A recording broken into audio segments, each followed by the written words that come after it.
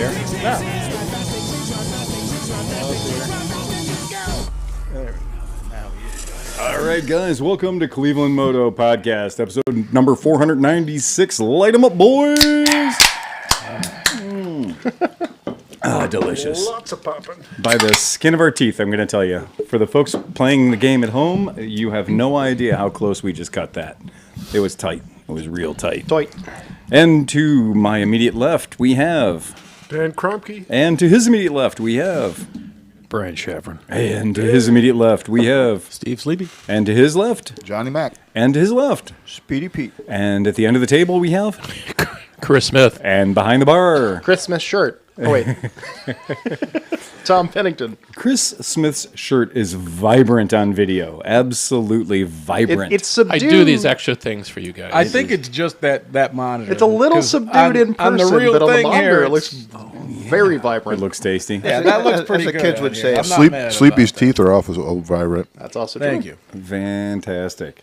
Yeah, so we, in case you're wondering why there's no motorcycles in the parking lot tonight, it's because yesterday was Fool's Spring. It went from 70 degrees to 35, Yep. and I think the saying is like it saw a cop. Dick Goddard. Yeah, I'm on it. hear it in the thing. What's that? Oh, I can hear it. I gotcha. Yeah, Dick Goddard was famous for saying we have winter, we have Fool's Spring, we have second winter, and then we have false spring, and then we have pre-spring followed by spring. Yeah. Well, And Monday, St. Patty's Day, when I was out loading bikes up for my deliveries, it was snowing on me. And I was like, well, there we go. That was St. it. Patty's in Cleveland. That's how we do. That is absolutely 100% how it goes in Cleveland. So that's why you don't see any motorcycles in the parking lot today. St. Patty's Day in Cleveland, you can famously get sunburned or frostbit. I did. or both on the same day, yeah. Now I Give want us a report there, John. Well, St. Patty's Day, what might be the last downtown St. Patty's Day parade in Cleveland, was wonderful. A little bit light on attendance, but ultimately I didn't think the weather was that bad. At least there was a lot of sun. Had some radiation.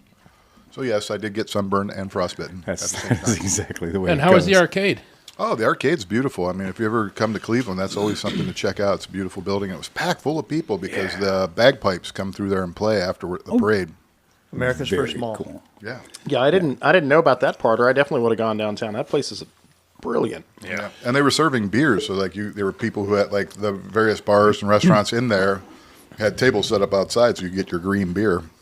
Very, very cool. And It what- looked like everyone had a good time. What's the deal on maybe the last one in downtown Cleveland? I think they're supposed to move them to Brook Park. It seems like Cleveland is moving to Brook Park. They want to move the stadium. They want to move the parade. They don't. I guess Cleveland doesn't want to be Cleveland anymore. Can you imagine running the parade down Brook Park Road? I don't. Yeah, what What a Chevy mess. Boulevard? Yeah.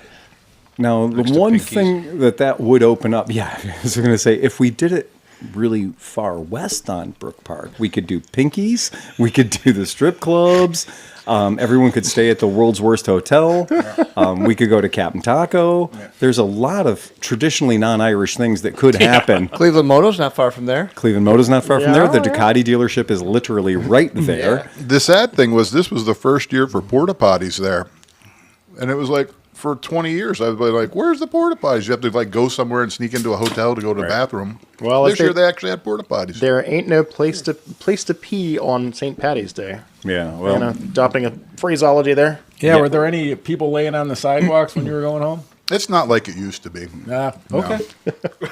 There were, Not like the good old days. Oh, there were a lot of youngsters when we went over to the arcade, but mostly it was it was a lot. It wasn't like it was. that whole sober movement's catching on. it is catching on. For us, we always cringe when the St. Patty's Day falls on either a Sunday or a Monday. Why do we cringe? That means that Friday's a drinking holiday, and our shop is located at Ground Zero in Cleveland's oldest Irish neighborhood.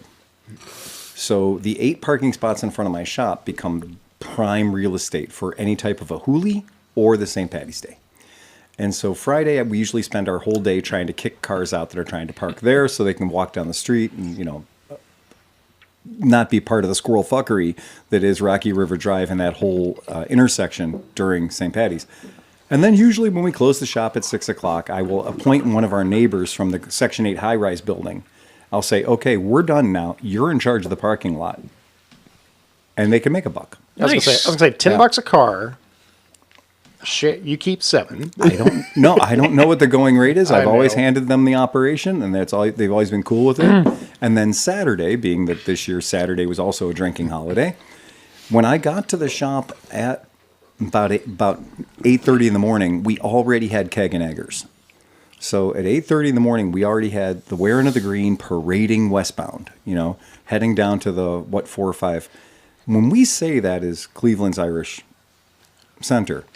We counted, there are not 1, not 2, but 5 Irish bars within stumbling distance of my shop. You can throw a stone between them. Yeah, you can. Oh, yeah. Yeah, They can throw rocks at each other. That's kind of how it works. No, it's pretty cool. And it was funny because out in front of a couple of them, they had Kilty Band out there. They had the Irish dancers out there because that's where they practice upstairs in that one building. That was kind of fun. That was really neat. The fact that that's actually PJ McIntyre's is just a whole thing in my head. Like, oh, Yeah. did it burn down? It's a really strange thing. When we moved into that neighborhood, we knew from day one of us moving in there, wow, this is an extraordinarily Irish neighborhood. Mm-hmm. And it's on those days. And, they do Hooli in June, but now they can't be, that's not enough. So they got to do halfway to Hooli. So they do halfway to Hooli. Midsummer Mardi Gras. Well, it's December. Yeah. And it's cold as balls. Yeah. And they still do it. Yeah. And people all still show up and have a great time.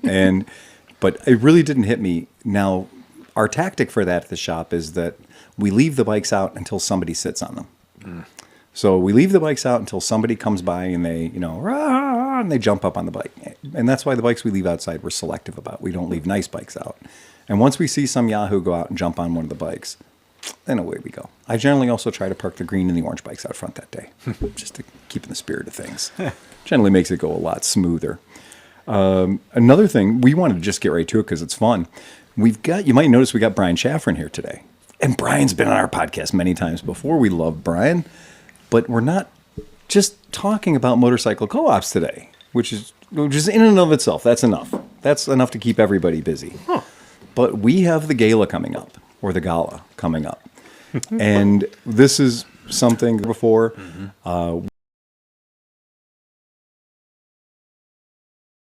Package. Yeah, dude. Yeah, of Thanks course. $1 million for that. That is no problem. Huge. We did the sponsorship package, and I was funny because your sponsorship packages come at different levels.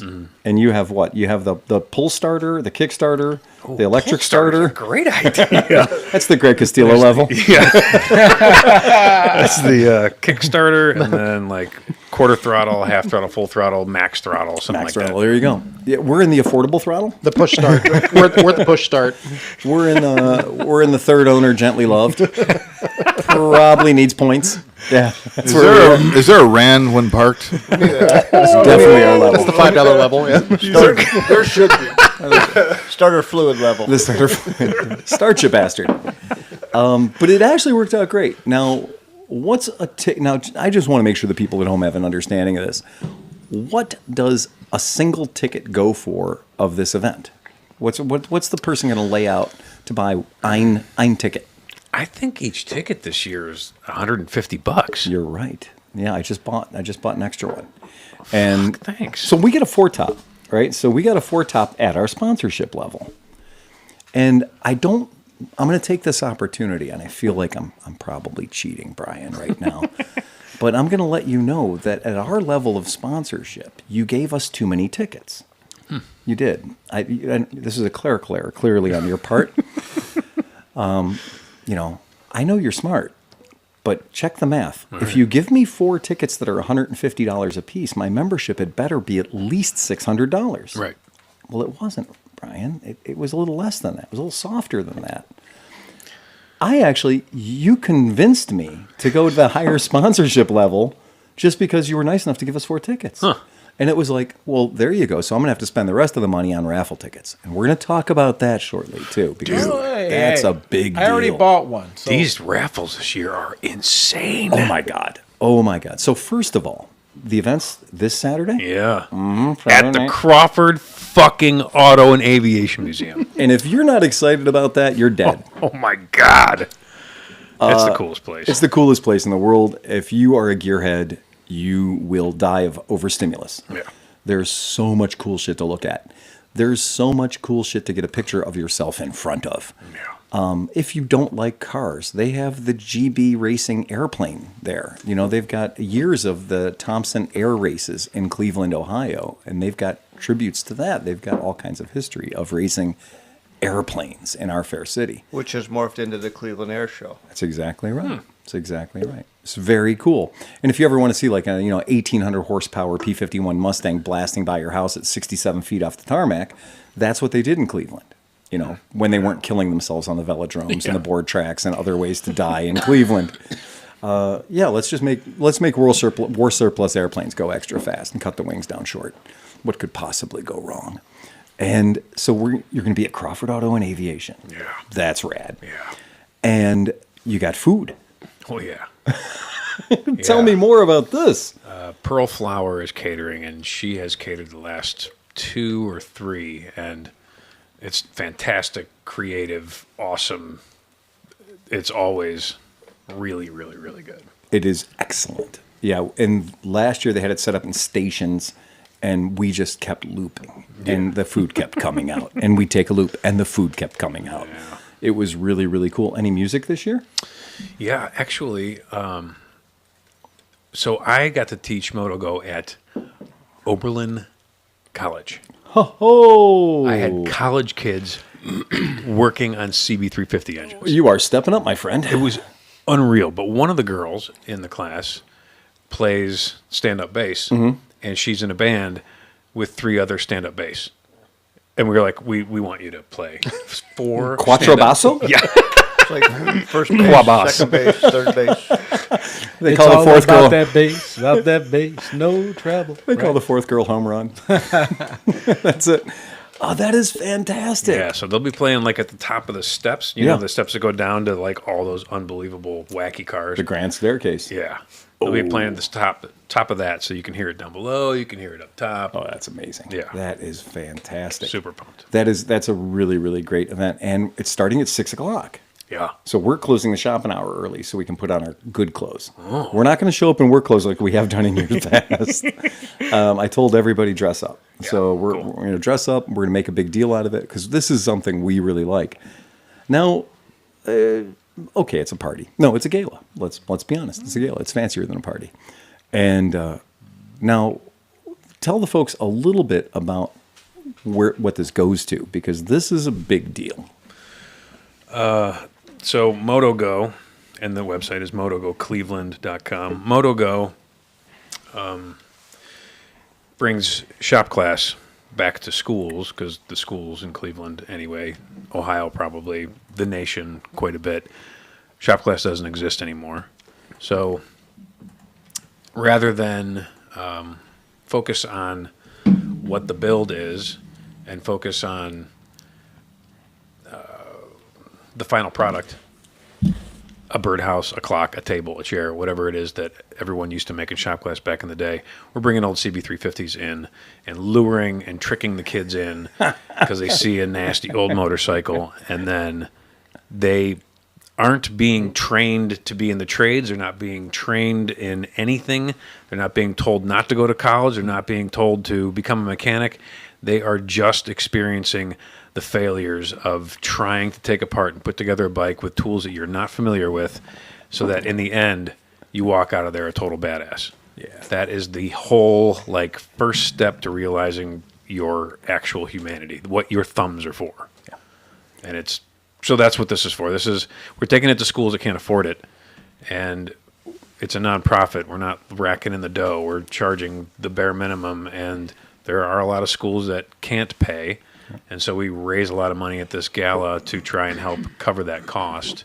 And now with the Federal Department of Education being dismantled, they were responsible for giving the states title money, and a lot of poorer schools in Cleveland have access to that title money, right? Title IV. And so now with Title IV probably being done away with, we're going to lose a lot of schools that will just say, hey, we simply don't have the money for this. And so anticipating that and hoping that this gala will raise even more than usual so we can keep those schools that love us there. And that's a big deal. The fact that this has been grassroots. Yeah. It has, a lot of people, you throw the term around there, it's grassroots. It's grassroots. This is the definition of grassroots. I never thought of it, but I think you're right. It's just one of those things that... Phil, I think you just coined a new term, though. Gas roots. Gas roots. Even better. That actually works really well. It really is. So people can get an idea. If Sleepy wants to throw this image up, I've got cooking on my screen right now. This is when you go to Skidmark Garage.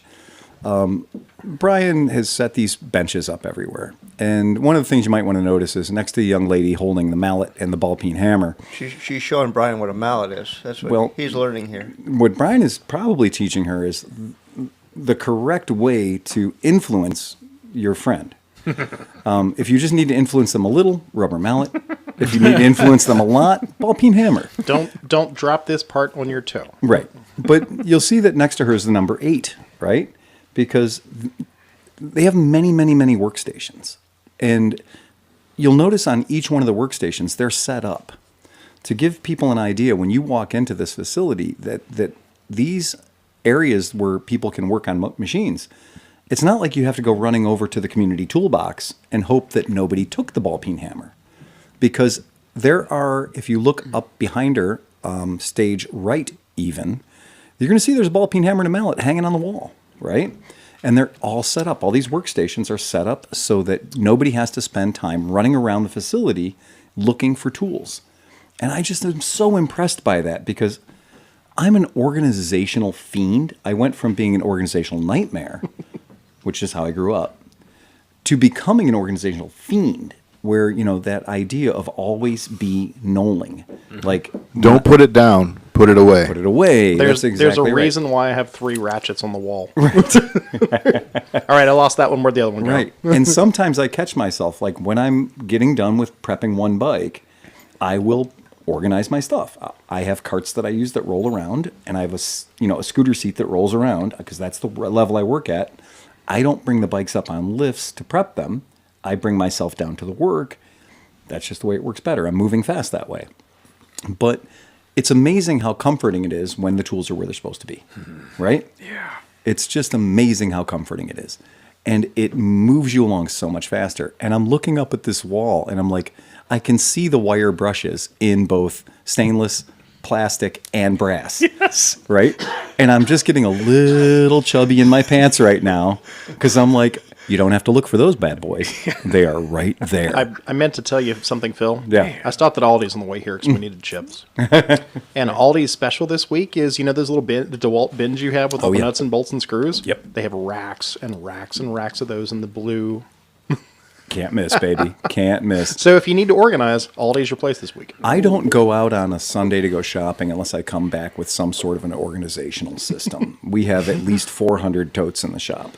My whole world revolves around totes. Yeah, I can't get in my bathroom right now because of the totes. Right, that's exactly it.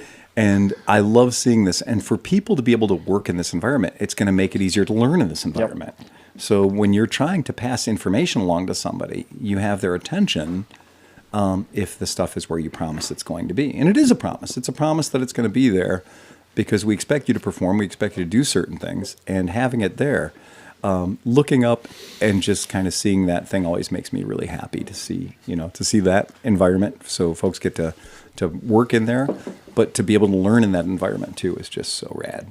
That's so cool. And now we have to figure out how to package this and export it because Redonk actually pointed out that it's a shame everything's leaving.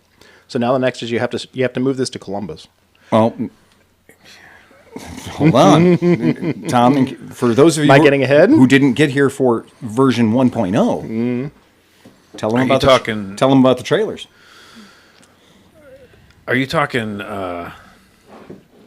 Are you talking Moto Go or Skidmark? Well, I think you ought to package both so that you can begin exporting these. Because I've been around a couple of co-ops, but they tend to go poof after about 6 months.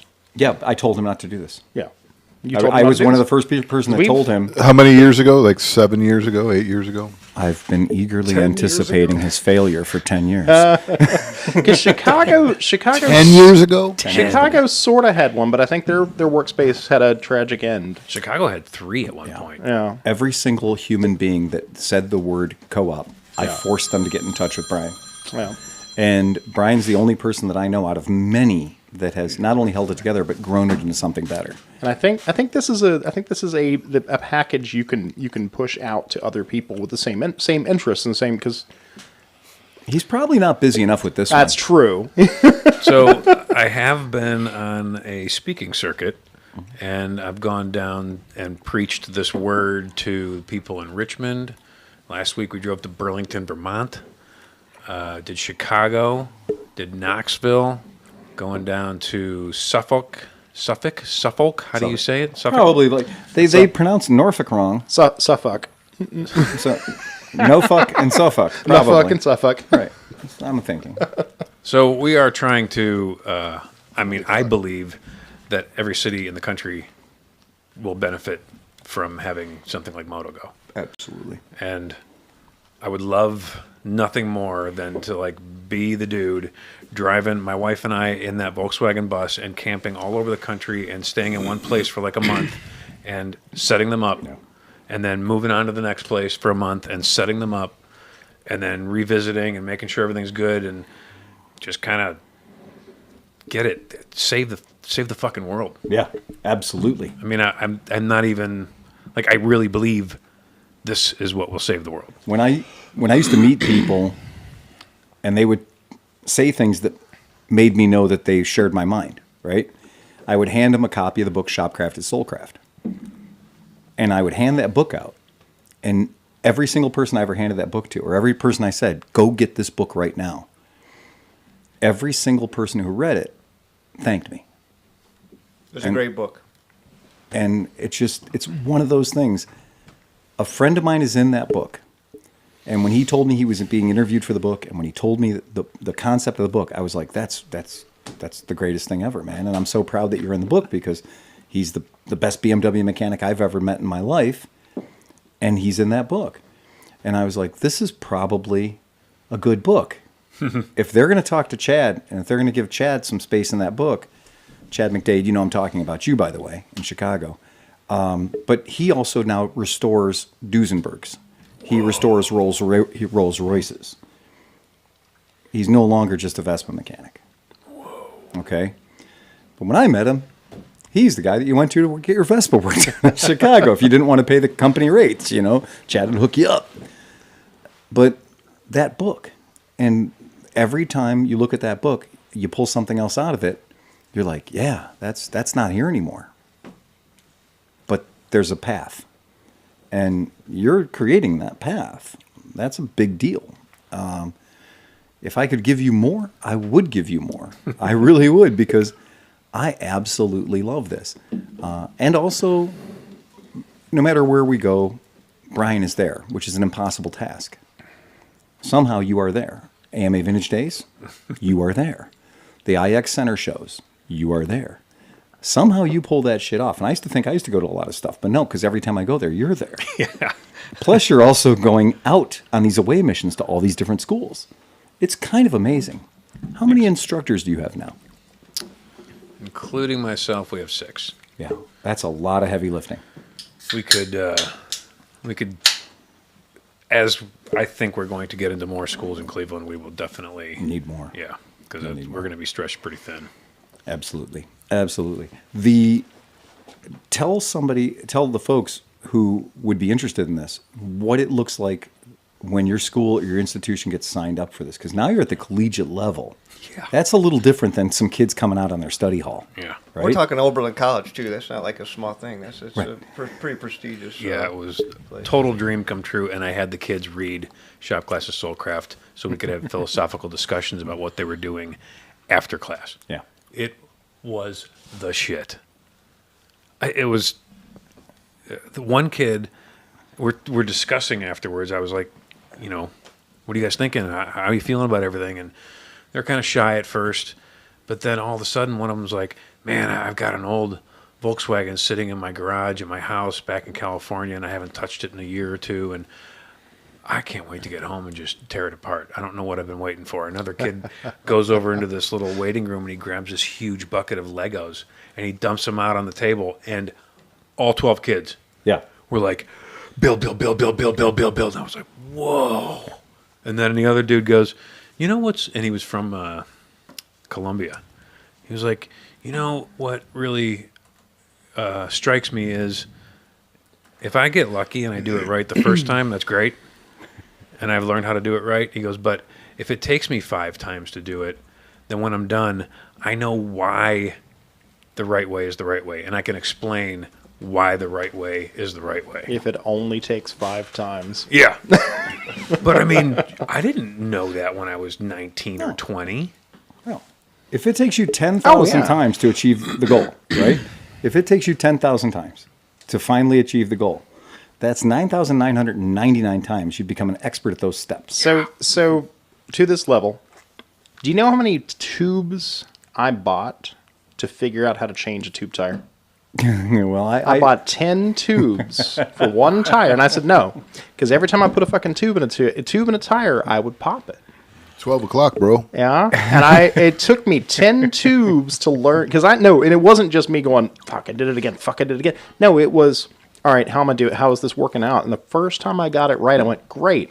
The next time I popped it again, and I went, but I kept doing the same tire over and over and over. Don't bring your levers past 12 o'clock. Yeah.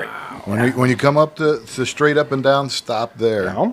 When you pull it back that, it goes ink and it pinches the tube. And that was a hard lesson to learn, and I had to learn it on my own because the guy I was working for was like, "Fuck it, figure it out."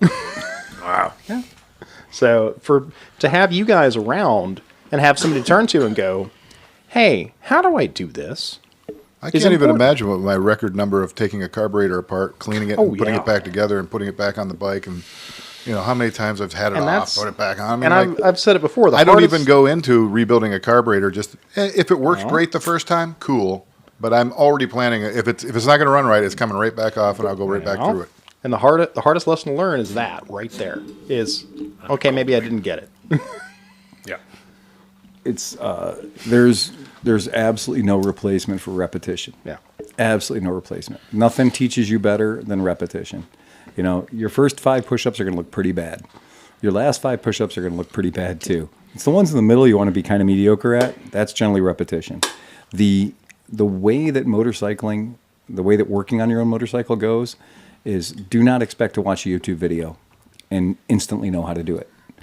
Because there's a reason guys get paid $120 an hour base to do this. There's a reason shops charge that, because everyone comes in with the absolute best of intentions. They buy a whole stack of parts, and then 4 weeks later, 5 weeks later, we get a phone call. Come and save me. Come and rescue me. Where are all the parts I sold you? They're in there somewhere. They're in there somewhere. Yeah, they're in there somewhere. Here's a bag with half of them. I have the packages left over. I have everything pulled apart. All you've got to do is put it back together. Right. All that never works. I've done the disassembly for you.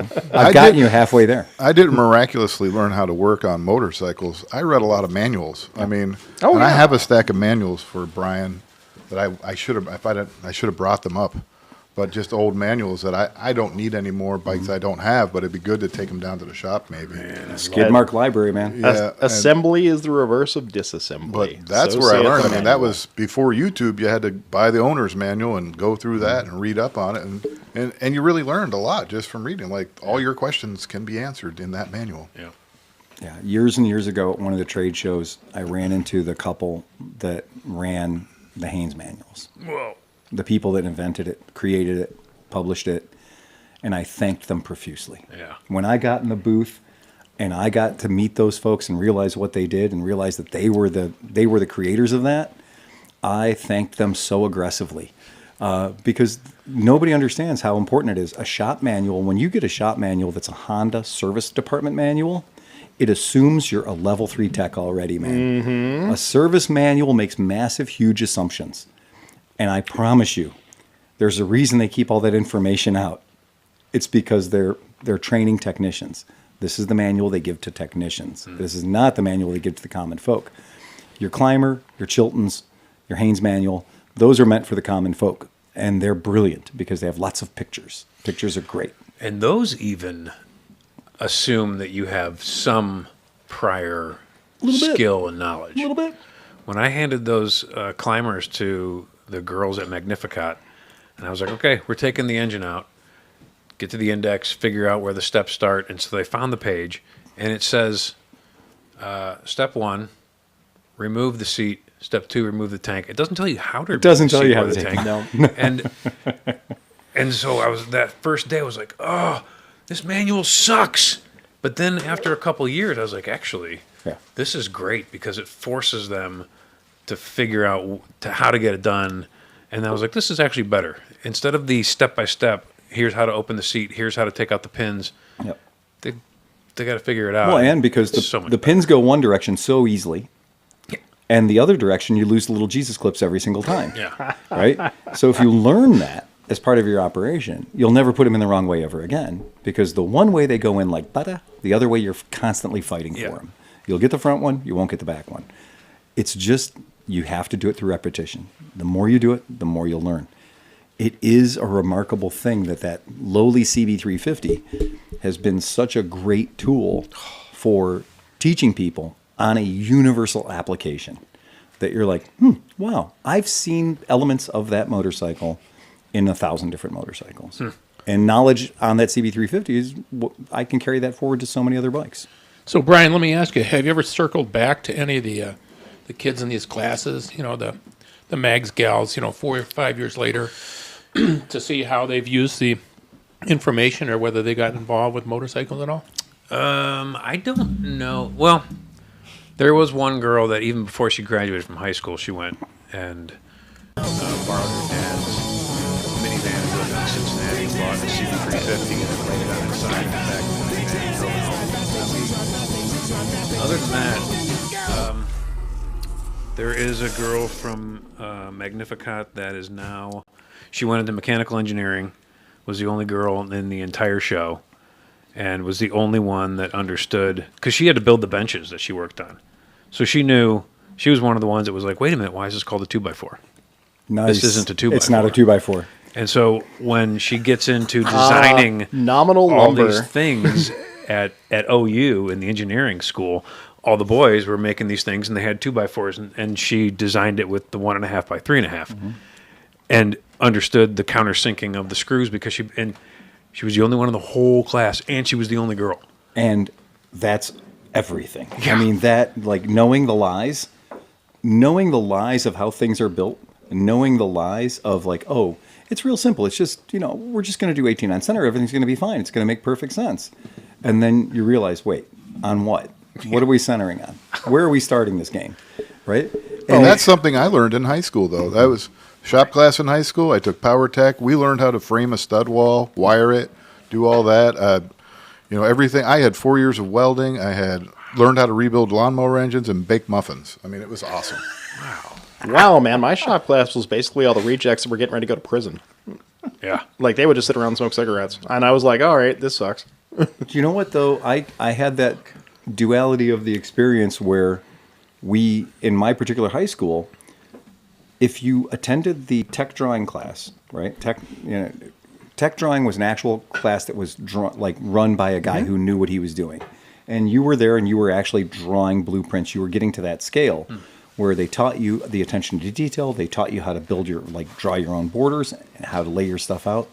That was freshman year. That was absolutely freshman year. And then when you get to your second year, then you could either slide into photography if you wanted to, or you could get into maintenance and you could get into building. And that was where they were learning how to stud out walls. That was when they were learning that. Or you could get into actual automotive repair. And at our school, our automotive repair shop fixed all the teachers' cars. So, yeah, it was really hard for me to catch anything less than a B for 6 people's classes. Okay? Even though I didn't show up, and even though I always had a poorly forged note to skip their class, I somehow can pull a decent grade because that guy's Chevy Cavalier was still running, right? And he didn't want to cut his own throat because he knew I was the young fellow working on it when I should have been sitting in his class learning about Byzantine Empire or whatnot. And he figured that was a good exchange, giving me the pass so he could get his car work on for free. That's amazing. I don't think any teacher at Wycliffe High School ever paid to get their cars worked on prior to 1987. Yeah, I rebuilt my physics teacher's riding mower.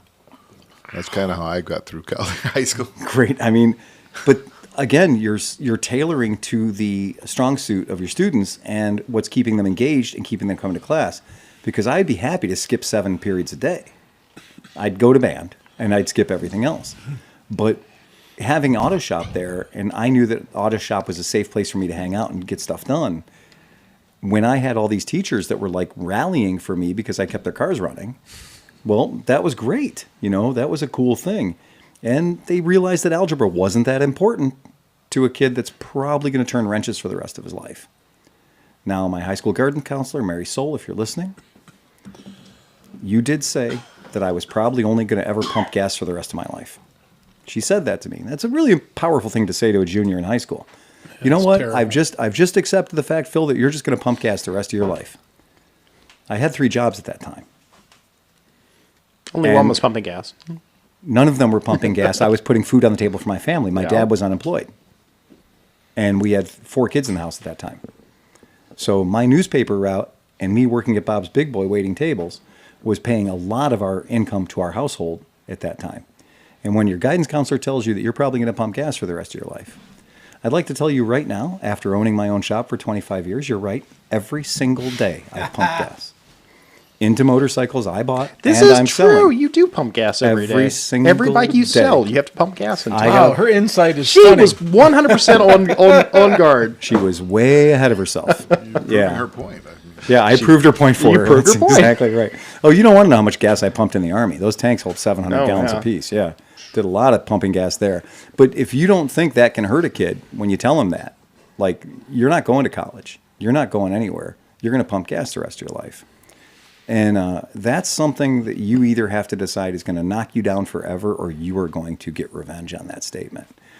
That's really what it is. but isn't something like that sort of designed? I mean, maybe she was trying to challenge you, or do you think She wasn't that sophisticated. No. No. Really? I had a similar experience. I think we might have had this discussion before. I had a real disservice from a high school guidance counselor, and I think tell him to kiss my dick right now. You know, but he's probably They're not great. Although I was dating the guidance counselor's daughter, so yeah. What? Ooh, man. Did you ever get caught at the house? Oh, boy. I can No tell comment. you the Did story. he give you any guidance? There was a yeah. Mr. McElfresh, it would behoove you to get off my daughter. She was in the bathroom naked when she ran into the bathroom, and Mom came downstairs She trapped herself. and trapped herself. She trapped herself. And there was a long. Then her mom was in the kitchen waiting for her to come out of the How bathroom. big was the bathroom window? For like an hour, and then she's like, "Are you okay?" And she had no clothes. All of her clothes were under the couch. And I'm in the living room, like, "Oh my god! This is gonna go so bad." And, you know, good night, Mom. So finally, Mom just like knew something was up, but went upstairs and went to bed. And then, yeah, she came out and put her clothes on. I drove home quickly. Yeah, you did. yeah, you did. Yeah. Yeah. Oh, man. Good thing he wasn't your physics teacher. Yeah. You lost your side job. Yeah. You're no more lawnmower repair. No. That's terrible. That could have been But like that a happens. scene out of like a teen movie or something. That's great. That is a good situation for a teen movie. Yeah, I pulled my short. Luckily I had my short. I still had my shorts over my ankle, and I just like pulled them up, and like my underwear were like half on and everything. I was like, oh shit. Dude, there's no getting. Yeah, that's a bad situation. That's not cool. It was a great situation. It was a great Did you take vocational ed or anything? Because at my school, the VOED program, when Tom's talking about the stoners were the kids who went to Willoughby East Lake Tech. Those were the kids that jumped on a bus at like noonish. So they spent the whole second part of the day at Willoughby Votech or Willoughby East Tech. That was always the biggest pain in my ass, was the fact that Voc Tech was for people literally going to prison. No, our Votech, if you went to Willoughby East Lake Vocational Technical Program, you were probably going to do album covers. All these stoners, their folders looked magnificent. Like, these guys all had a flair for the artistic. And there were 2 classes that jumped on those buses to go to Votech. It was either, and you know what, strike that, they did go early. They went out for the whole day. But they'd go to their regular high school up, Wycliffe where I went, and then they'd jump on a bus and go out to Willoughby East Lake Votech. And it was cosmetology students, and it was the arts guys, the guys who were literally amazing artists. And that bus probably had more making out done on it at like 0800, because the kids all, there was always a copious amount of weed smell getting on and off that bus, And you got the artistic guys and the pretty cosmetology girls going out the same place. But they were getting education away from our school. Oh, yeah. Right? They were being, exported into a VOTEC program. It's great that VOTEC program exists, or existed. Now, we're starting to see some of that come back. Lakewood's doing quite a bit of work in Lakewood school systems to get that vocational technology back in, those life skills. Well, we've spent a long time, because a good friend of mine is working in the petroleum refineries down in Louisiana, and he said the hardest part that they have is finding anybody that knows how to fix a 100-year-old petroleum refinery. There are no pipe benders anymore. There are no machinists anymore, because we have, as mentioned, everybody was pipelined into college, and myself included. Yeah. And nobody became a pipe bender or machinist or welder or any of these hands-on blue-collar jobs is what they've been called. And so now you're seeing his job was dependent on a retiring machinist who said he would stay on for another 6 months to train his machinist replacement if he got his job as the lead engineer. Right. And they couldn't say no, because they needed his skills for the next guy who's already 40, who's going to be retiring out in the next 10 years anyway. It's amazing how valuable those skills are. Oh, yeah. Absolutely. Hey, Phil, what did you have to do to get a mechanic up here into Cleveland? So, Tom, you're laughing about that. But everybody sitting in this room other than you knows that that's not the first time I did that. I know you've done it before. I had to go to New York to bring Larry back from New York. I took the bus. We loaded up all of his gear, and we brought him back. I had to go to Detroit, outside of Detroit, to get Chris Palmer, my other mechanic. I had to go pick him up, bring him back, set him up. I had to move Renee here from Pittsburgh. I remember that, yeah. I had to go there with a truck and trailer and the bus and load up all her stuff, bring her back. She lived in my basement for a long time, an apartment downstairs. Nick Masick, I had to bring him from Canada. I don't even think we're allowed to do that anymore. Probably not. But I had to bring him from Canada. So outside of a couple of 3 guys, every single other person I imported to Cleveland to find the skills that we needed. And this is how rare it is to find mechanics. I've gone through more than a small number of people that had an MMI certification that were not effective at the job. Because when you're taking somebody's money to train them how to do something, you're going to stick to the syllabus. You're going to hit the SPOs, the student performance objectives. You're going to hit those items. The person may not ever actually be able to do the job that you need them to do. Right. They'll be able to do their SPOs that are in the book that they paid for, or that their GI Bill paid for, or whatever. They need to have a couple of years doing it in order to be a viable person at the shop, other than to just tell me, oh, well, I take that part off, I go open box and put new part on, mission accomplished, bike is fixed, call the customer. But that doesn't happen. Well, right? since Sean is listening in, I'm going to tell stories. Speaking of this, right? How many days did it take me to get figured out his new heated grips and seat? Right, many days, because you had to go through all of the steps. And Tom knows how to fail. Straightforward. Tom knows how to fail when it comes to installing electronic devices and life, and Bluetooth on a motorcycle. Oh God! Because Bluetooth is now a whole new part of things that exist on motorcycles. Cool.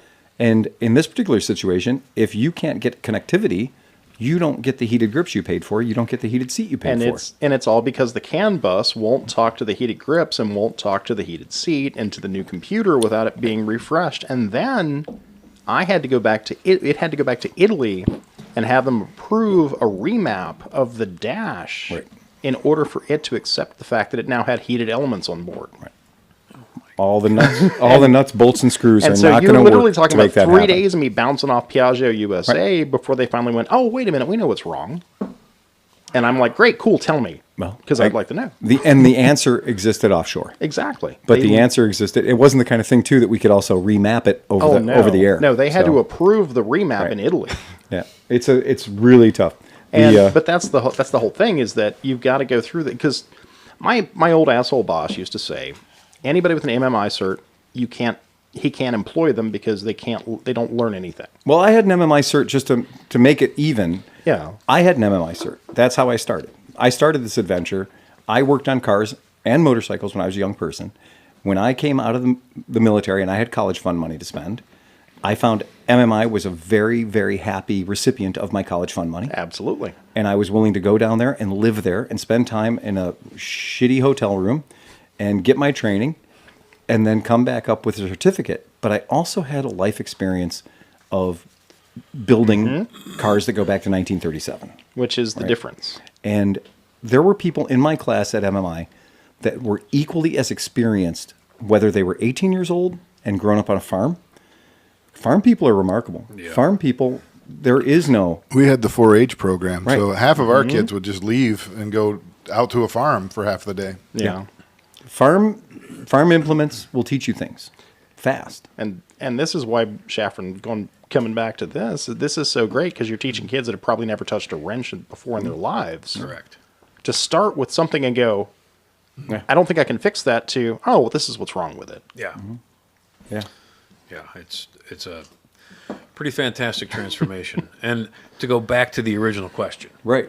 what would I think you said, what would a school expect to receive if they got the program? If they got the program. Yeah. Yeah. They would expect to receive, in the best world, I think, is we bring 3 or 4 motorcycles to that school, Yeah. set them up in a permanent space, permanent for that year, Yeah, for that for that semester, year. or whatever. Set them up with lifts, with a bench, with pegboards, with the tools hanging. Yeah. The kids build all of it.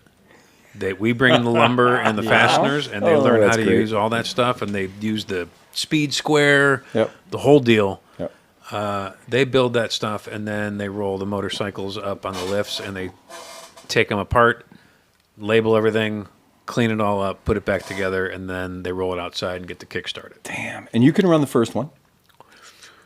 And then you set up your subordinates after it. So after that, the motorcycles stay there, and the next semester kids come in, and they do the exact same thing. They take the whole thing apart and put it together. Perfect.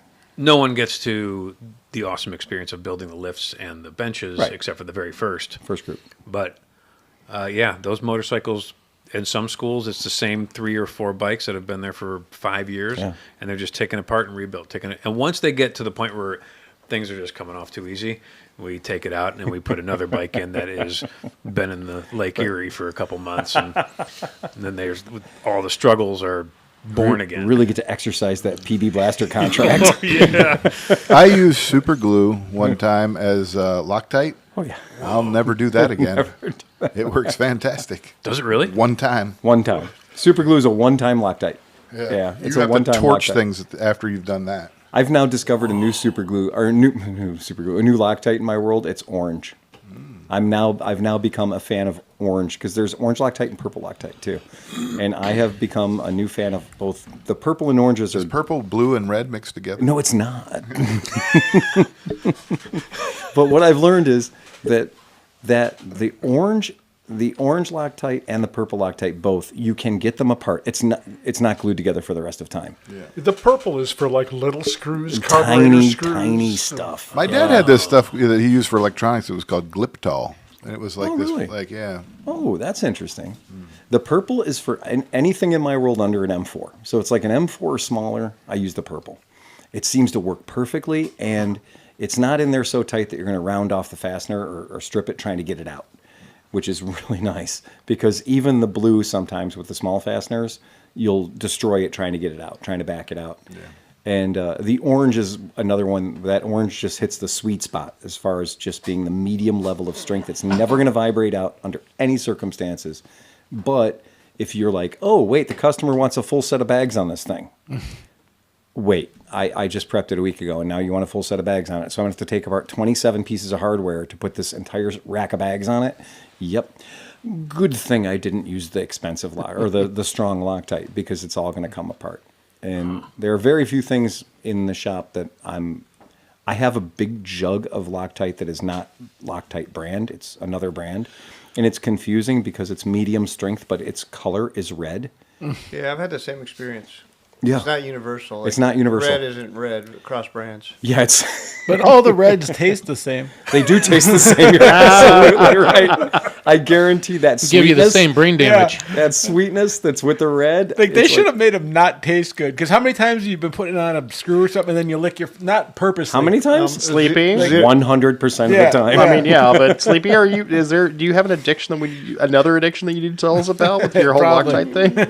I think When- I'm missing something. I've when- never tasted Loctite. Oh my Really? god! Oh my god! No, I will admit I know exactly what he's talking When about. both but of my hands are occupied, my mouth becomes the tool holder, Yeah. the parts holder. Then my mouth becomes the parts bin, and it's like sometimes I'll have 3 or 4 pieces of hardware going at one time. Because I'm like, I don't want to set that stuff down. My Ohio Phil quote, hey, a threaded bolt works better than Loctite. Once, yeah. I'm assuming that's cross-threaded, not That is, just threaded. no, it's in the way, if you want to say it correctly for the t-shirt, it says cross threads good as Loctite. Cross-threads as good as Loctite. Cross threads good as Loctite. Once. Once. That's it. Cross threads good as Loctite. And then the next guy's got to go, that son of a... If you got to get down the road, and that bolt, Oh, yeah. if that bolt has keyholed itself out of there, and you have almost nothing left in the way of threads, my friend, come at it at a hard angle. Come at it at a hard angle. You're going to have to tap it anyway. If you're going to have to replace those threads anyway, you got one shot at this. Back off, put your head on crooked, drive that fastener in with all the ferocity you can muster. It'll hang on for the rest of the trip. Interesting. You're fine. Yeah, you need to know that with your Super Hawk. Yeah. Yeah, that's a good thing to know, because the old stuff, if you're not willing to put a JIS everything in your toolkit, you need to understand that you're going to round off a lot of those fasteners. Yeah.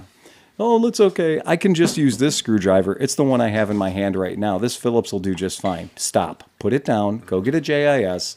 Save yourself 5 or 6 hours. Well, and their CB350s, too, is everything is JIS. That's why. Yeah. Well, that's what I'm saying. Yeah. That's the important learning curve thing right there for all the kids. Well, some of them are pretty fucked when we get them. Oh, yeah. And Common Motor has been so unbelievably generous. They're giving us the stainless bolt Allen head. Allen heads are genius. So the kids are getting their practice with the Allen heads for sure. Good. Chris was saying? Well, I was going to ask Brian, do you guys talk about the difference between JIS and No. American Standard? I've never. The JIS screwdrivers are so expensive. We can't afford to put multiple sets of those in every single school. Right.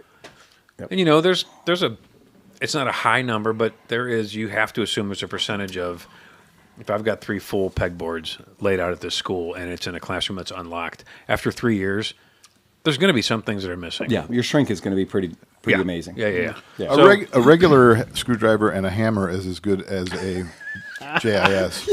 He is absolutely not wrong about that. Tap it, tap, tap, I wouldn't tap. say it's as good as, but it's a suitable replacement. Tap it, tap. Just tap, tap, tap, tap, tap, tap, tap, tap, tap. The world's miniest impact driver.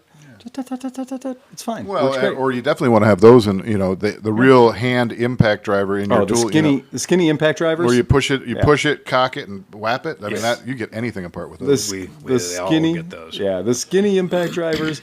That's a great thing too. But also, it also teaches you hand-eye coordination, because it keeps the blood from squirting out of the web of your palm. Yeah. Every time you're like, oh man. Yeah. That's a good one.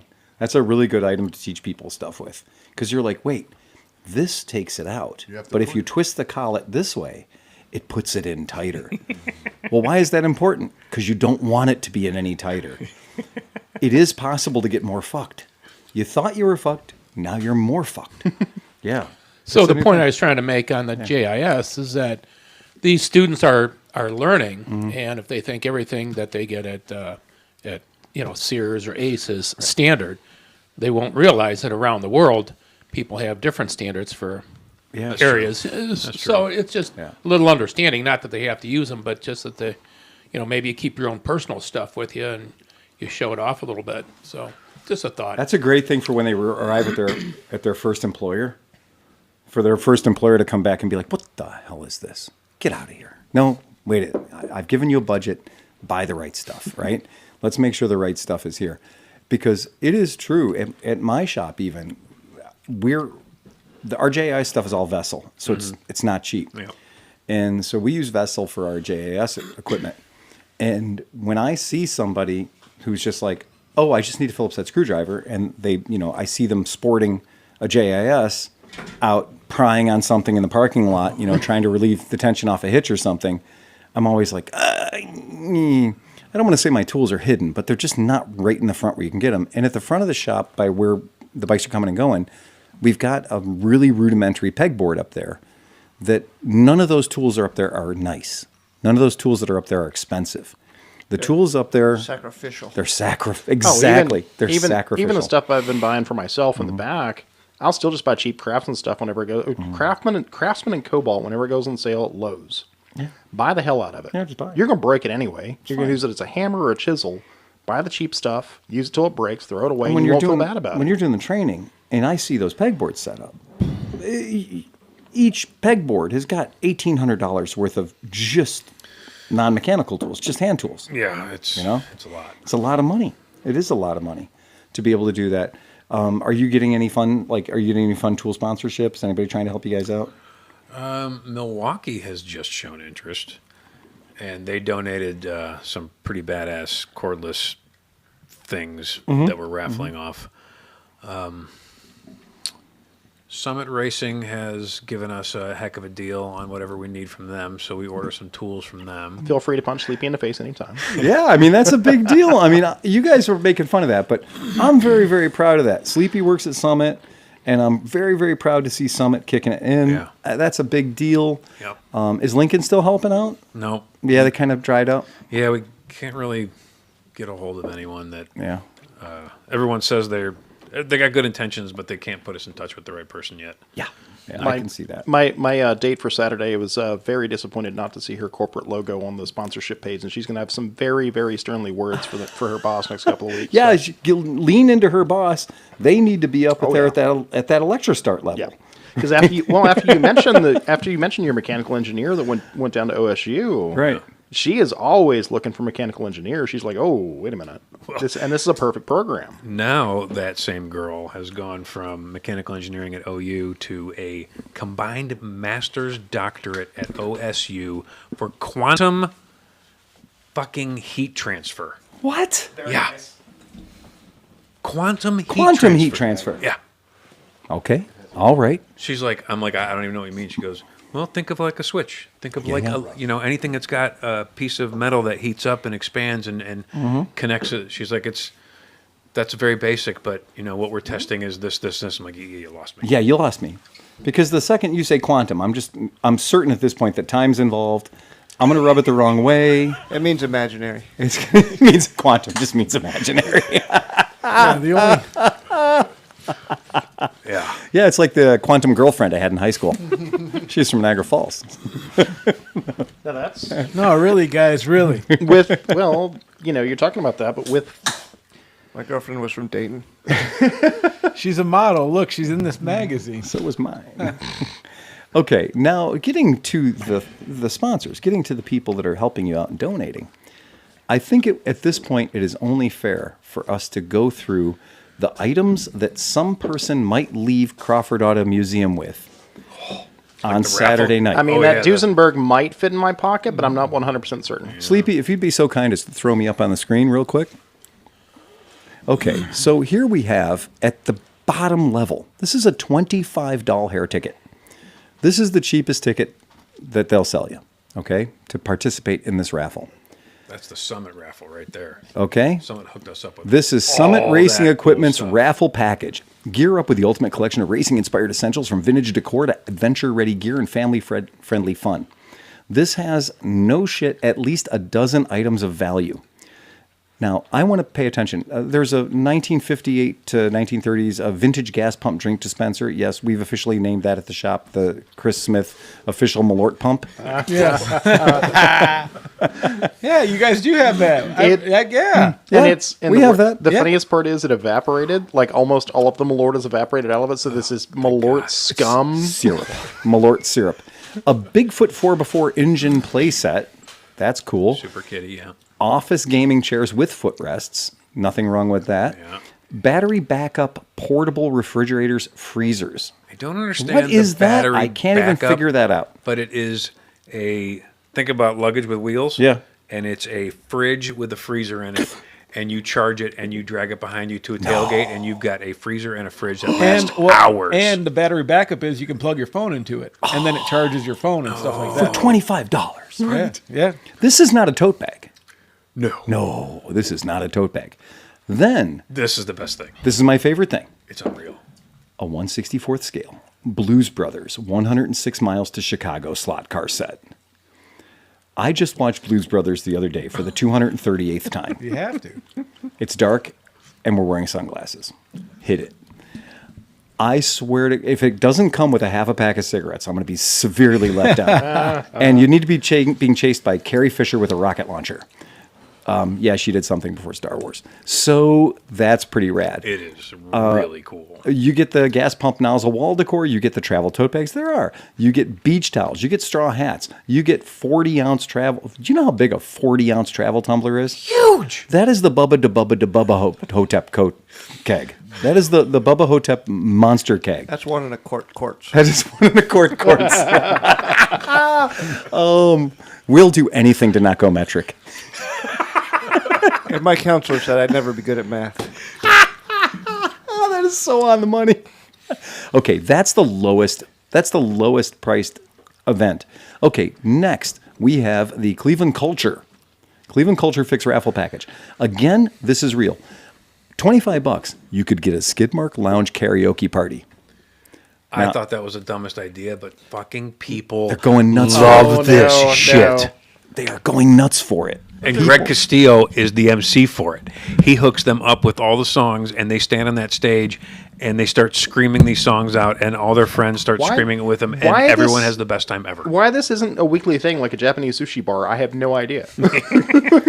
Because someday the people have to leave so he can lock the door. That's true. Sometime Well, this is why they have to leave. That's why Greg just becomes the manager.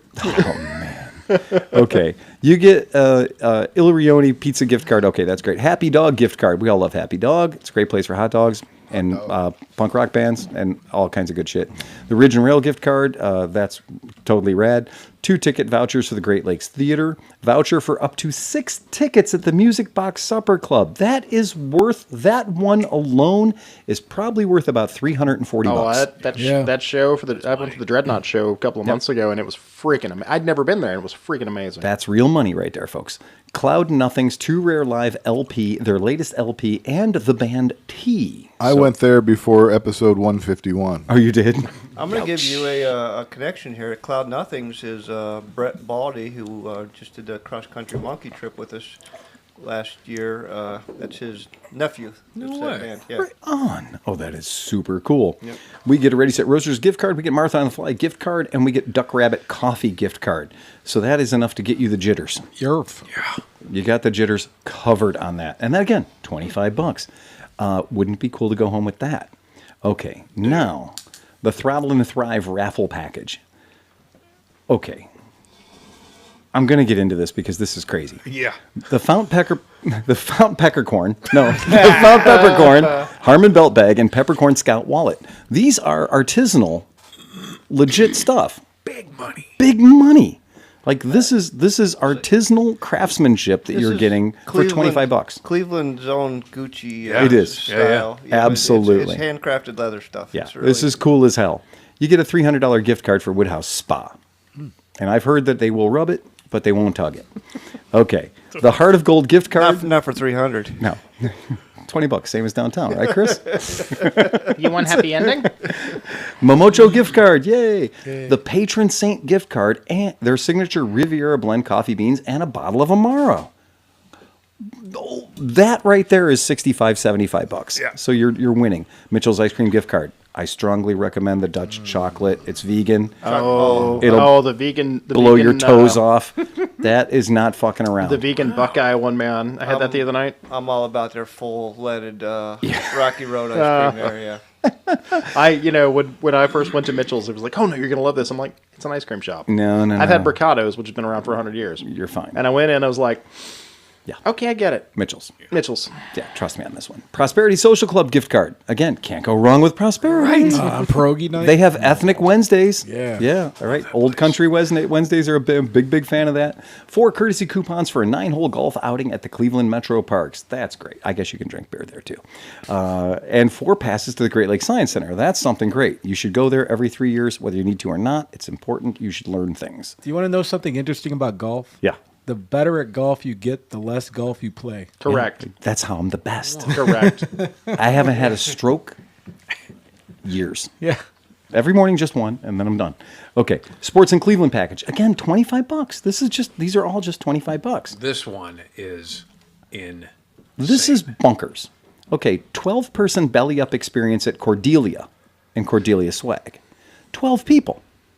12 humans. That's like $1,500. So you got to go find 10 friends because I know you don't have it. Yeah. But this is a fortune of money. Yeah. This is a real pile of money here. If you don't ever want to pick up a 12-person check at Cordelia, ever, you don't want to pick up that check. You don't want to be the guy, the big spender, who's going to like, I got this. No, you don't. You're not that man. I promise, you're not that guy. 2 center court tickets to a Cleveland Cavaliers game. That's. I think they said it was for any game except for when they play the Harlem Globetrotters. So That's the one I wanted to see. Skirt them out. So sign Tristan Thompson basketball with a letter of authenticity and Cleveland Cavaliers swag. Not too shabby. Masthead Brewery gift card, Great Lakes Brewery gift card, and a $100 gift card for Woodhouse Spa. This one right here, from sheer dollar volume, like sheer financial impact, that's the one. That's the one. That's the one you could probably, if you win this one and you're not into all the basketball stuff, you could definitely, you could scalp this one.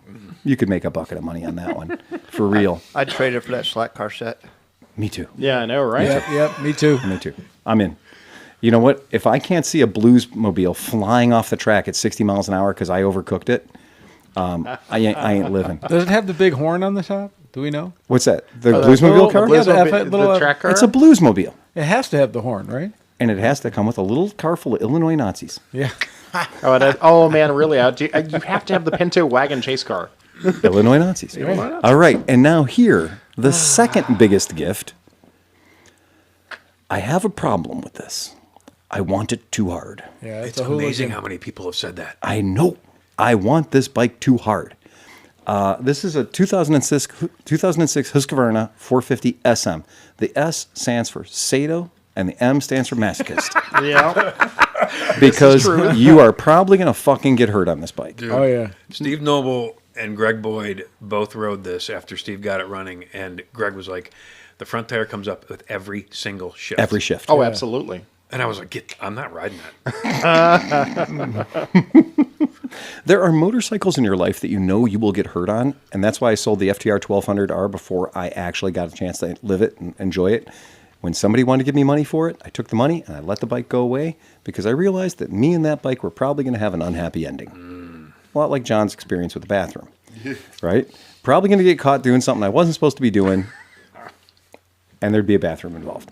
So it wasn't a happy ending. It was not a happy ending. Well, the happy ending came later. The unhappy ending. Unfortunately, it did not. No, it didn't. Yeah, There was no happy ending. Unfortunate. you don't get a return engagement after that. That was interruptus.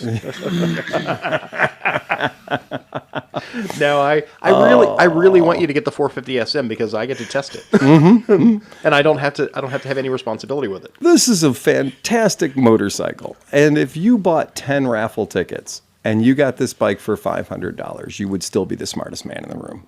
There's no doubt about it. And as of, I think, 4 o'clock today, There were 41 tickets sold, so you have a hell of a great chance. Oh of winning my this thing God. For $50. So Phil's my God. Phil's gonna go home and buy 50 more. Gotta buy 50 more tickets. But you only need one. Don't let that intimidate you. And Right. if you win it and Yeah. you go, oh man, Phil will be standing near the center of this. And that's getting a sticker kit tomorrow, too. So is it really? Cool. Yeah. Oh, that's cool. Oh, wow. This is a bike that when it first came out, I was like, yeah, I can get one of those. Yeah, but they were $10,500. Yeah. Right? When they Oh first no, came out, they were not cheap. they were expensive. This was not a cheap bike to buy. No. This was a very expensive bike to buy when it was brand I just new. miss saying Husqvarna. Husqvarna. Husqvarna? I miss my 610. Yeah. I used to say I have a Husqvarna. Husqvarna? Yeah. Yeah, but it said, but it literally said MV Agusta on the title. It did. I know. I proudly told the dude at the AIM Expo that when Captain fucking $1,000 suit came up, he was like, what are you doing your video for? And I was like, hey man, you know what I'm doing this thing. He's like, oh, he go, have you ever owned one? I go, yes, I have. I had the MV Agusta 610. Yeah, that's what he said. He said, which bike? And I said it was yellow and white. He goes, really? Yeah, it was a 610. 610. Check to see how he knows his product. Yeah. Yeah, it was a 610. It had a recluse clutch in He goes, it. I don't remember making it. Or we don't remember. And then I explained to him that it was Before your time. the Husqvarna. Yeah. Yeah. And then he was He like, struck me- oh, he goes, yeah, you look more like a pond guy. We'll stick with the pool over here. He just the only thing he looked like to me was like a shady business major. Oh, yeah. Yeah, he didn't seem like a motorcycle guy. No, he's the kind of guy that knows the difference of watch movements. Yes, he does. Yes. Yeah, but he can't tell an open end from a box end, so fuck No, your he hat. can't. Yeah, he's so that Husqvarna, 2006 Husqvarna, and the video of it ripping down the street, it sounds exactly like what it should sound like. It sounds angry. It sounds like a thumper. Yeah, I like this bike. But that's the 4-valve with the 2-out exhaust into one, so it makes it even better. It does. Because I had the BMW F650 Funduro, which made the same noises. It's a really, really setup. Yeah, and probably had just a scant bit less horsepower than this does. This is a vicious bike. Oh, yeah. Vicious bike. So that's cool. And then the queen of the prom, the belle of the ball. Yeah. The absolute, the bait. The bait. Okay, so how many tickets aren't left to the FLHRI, which in Harley language is a flurry? There aren't, as of like 4 o'clock, there are not 81 tickets left. Right. Yeah. That's right. So That's there are exactly only, right. There are only 19 left as of 4 o'clock. Very, very small number of tickets left. And if you're playing the game at home, you need to press the button right now. Go to Moto Go Cleveland. Click the link for the raffle, and click on where it says Harley Davidson. Now, the email could be a little confusing because I bought a couple of tickets for the Road King and I bought a couple of tickets for the Husqvarna. And when I got my receipt back, it said that I'd bought all the tickets for the Husqvarna, even though they were priced differently. So the Husqvarna tickets are $50 and the Road King tickets are $100. Yeah. The email's going to confuse you. Don't freak out and call Lexi and give her a hard time like I did. I'm like, look, I want to buy the tickets and all, but Well, I didn't want to buy 5 tickets for the Husqvarna. I Yes. wanted to spread it around a little bit. Nah, you wanted to buy 5 for the Husqvarna. They charged me the right money for the distribution of, Harley and Husqvarna tickets. They You charged can- me the right, but You can buy raffle tickets without showing up. I mean, can you just buy them? And if you win, you don't have to be there. I mean, Correct. Yeah, so you if do not have to be there. For You don't any have of to those pay raffles. $150 to come Need to the not be benefit. present. Feel free to just buy raffle tickets for the bikes. Yep, and the other gifts. You can Which- buy any of the tickets. Which also answers Sean's question, because he actually asked us if we'd buy tickets for him if he friended us, and I'm like, dude, just go online. Yeah, Right. You can do it online. and I will deliver it up to 150 miles. Wow! And Free and that delivery. thing- And further than that, Keith will deliver it. But will you hang out and short hang out money. with the winner? yeah, nice. There you go. That's cool. that thing only has 10,000 miles on it. Does it really? Yeah, Man. That's yeah. a lot of bars. lot of It is a lot. chrome. Yeah, that is a lot of bars. It is a nice looking bike, though, man. I definitely bought a ticket for that one. Yeah. Oh, yeah. Gotta have it. Cubby Yeah. did. I don't know if you guys know Cubby. He did Oh, a yeah. full-on detail of the thing and made it look like a show bike. And all that pearl white is fabulous. The chrome is unbelievable. That thing's pretty sweet. Yeah, I can tell you that it is a very, very cool bike. We've dubbed it the 99th anniversary edition. You're right. Last week. It's a little more rare than the 100th It is a anniversary. little bit more rare. Yeah, that's absolutely true that it is. It is just 1 year rarer than the 100, because they made 90 million of the 100th anniversary editions. Yeah. And this is fuel injected. Oh, I checked that before. It is fuel injected. So the fact that it's fuel injected means it's all ahead full. It means it has no carburetors. That's exactly right. It has the correct number of carburetors. Absolutely. Yeah, it is absolutely Sean the right said number if he of carburetors. wins, he's a little over 150 miles, but he'll trade holding a Raptor to make up for any excess mileage. That's cool. So yeah, Renee is going to deliver it then. Nice. Yeah, Renee will deliver it if it comes with a Raptor. Yeah, that is totally cool. Yeah, Renee's never happier than when she's holding my bird. The bird. The bird. Yeah. Yeah, that is an absolute thing. I got at least 3 days worth of jokes out of the burrow owl. Oh, easily, yeah. Oh, the burrow owl. Yes. Burrow owl. Where does it live, Tom? They live in a hole in the ground. Why do you think they call it a burrow owl? They do. Speaking of jokes, if you cut off your left arm, then your right arm is left. Wait. I like it. All right, we're gonna give that one away for free. You don't have to be at the Patreon $10 level. Absolutely. My buddy had half of his body, his whole left side of his body cut off. Oh, okay. All right. But he's all right now. He's all right now. now. Nice. These are the jokes, folks. Hey, look at the time. Hey, try the veal. That is vicious. That is absolutely vicious. Yeah, I can only say that wasn't a $10 joke, man. No. That was not a $10 joke. But two of them together still don't make It's the sense. warm-up crowd. Right. Yeah, that's true. true. Yeah, that's a big deal. So Chris better have something solid here. Well, Settle down. The what I can tell you is I just bought another ticket. So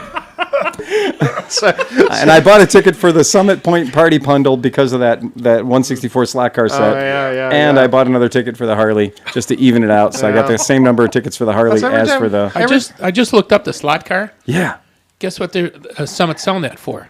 I don't know. Cheap. $250. For a slot car set? Yeah. It must be a really good slot car set. So if you win the Summit So Racing Chris, one, what cars come in the set? Is it what cars come in the set? I'm dying to know. Well, it's probably cop cars and then the Blues Brothers cop car because they're getting chased by cop cars. One would think, right? Because I don't know. Well, technology baffles him. Yeah. What's in there? The only thing I was bummed about was it didn't have the car driving through a mall. Right, well, there should be a mall set up. There is a mall. Like Disco pants and haircuts. Oh yeah. Cardboard background. So it got the It's cop been car? confirmed the horn is on top of the It car. is. Oh yeah. Oh, that sounds Sizable too. This cop car. That's right, kids. It's ladies' night. The Blues Brothers Boys Review in Lake Wapakoneta. They play both kinds of music. Yes, they do. Okay, well, that is so freaking cool. I'm just a huge fan of that whole thing. Would anybody like to hear information about our patrons and emails of the like? Oh, hate mail. Yes. Oh, yes. I'm pretty excited about that. That's nothing wrong with that at all. We've got quite a bit of activity going on right now, but I want to say I'd like to register a complaint. You might remember that I prostrated myself last week begging people to sign up or subscribe to our YouTube channel. Mm-hmm. Like and subscribe, yes. 14 people got the memo. Hey, that's nice. The rest, we got to talk. Well, that's I've discovered this with my YouTube channel too. Yeah. It's really like that button. Yeah. You need the force, the pressure needed to push that button. It's tough. It's insurmountable It's in tough. some cases. To It's make that unbelievable. one click Yeah. that says subscribe. It's really hard. Because people don't like commitment in their life. 97. I was looking at stats. It's Yeah. one of my hobbies. I'm addicted to it. I think we're at 96% of the people that watch our shit aren't subscribed to it. Right. If we were trying to achieve non-subscription, We're doing an excellent job. nobody could be more successful. Right. Because we have a 97% kill rate of not getting subscribers. Right. And in any endeavor in the world, if you're doing 97% of something, you're the best. I mean, You're just the best. I subscribe to just random bullshit when I feel like it. If you're batting 970, you're the best. You're the best in the world. My rule is if I watch 3 videos from some guy and I feel like I'm going to watch another one, I'll subscribe. You'll subscribe. If I watch one and it's nothing good, then I move on. But, like you see the repeat offenders all the time. Comments. Motherfuckers comment. that aren't subscribed. I love that. And I'm like, dude, Yeah.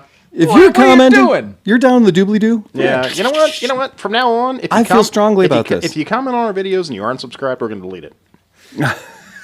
Or I'm going to shit talk you in your fucking comment. Now you're just not. Speaking of shit talk, I think Gauntlet Throne. Lay it on us, Uncle Phil. All What do right, you so got? here we go. Joshua Clark. Joshua Clark says... Thanks, Pete.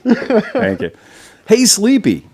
Didn't know about the Ace Cafe in New Hope until you turned me on to it last podcast. I'm a few hours from there in PA, and I will check it out soon as the weather continues to improve. Yeah. If you're coming out to visit and you want some company, I'll go along if my schedule allows. Also, while I can't offer much, if you want to save on having to stay in a hotel, you're more than welcome to crash on my couch.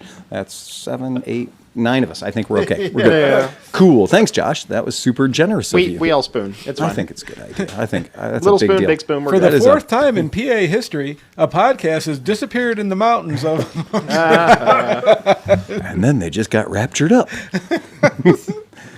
Even the atheist. we- It was weird. We fell into a hole in Centralia. It's fine. Yeah. The super, super cool. Don't go through North Apollo. John Smith, my friend. Jay Coleman asked, John Smith, what got into you? I have no idea. He just doubled his Patreon payment.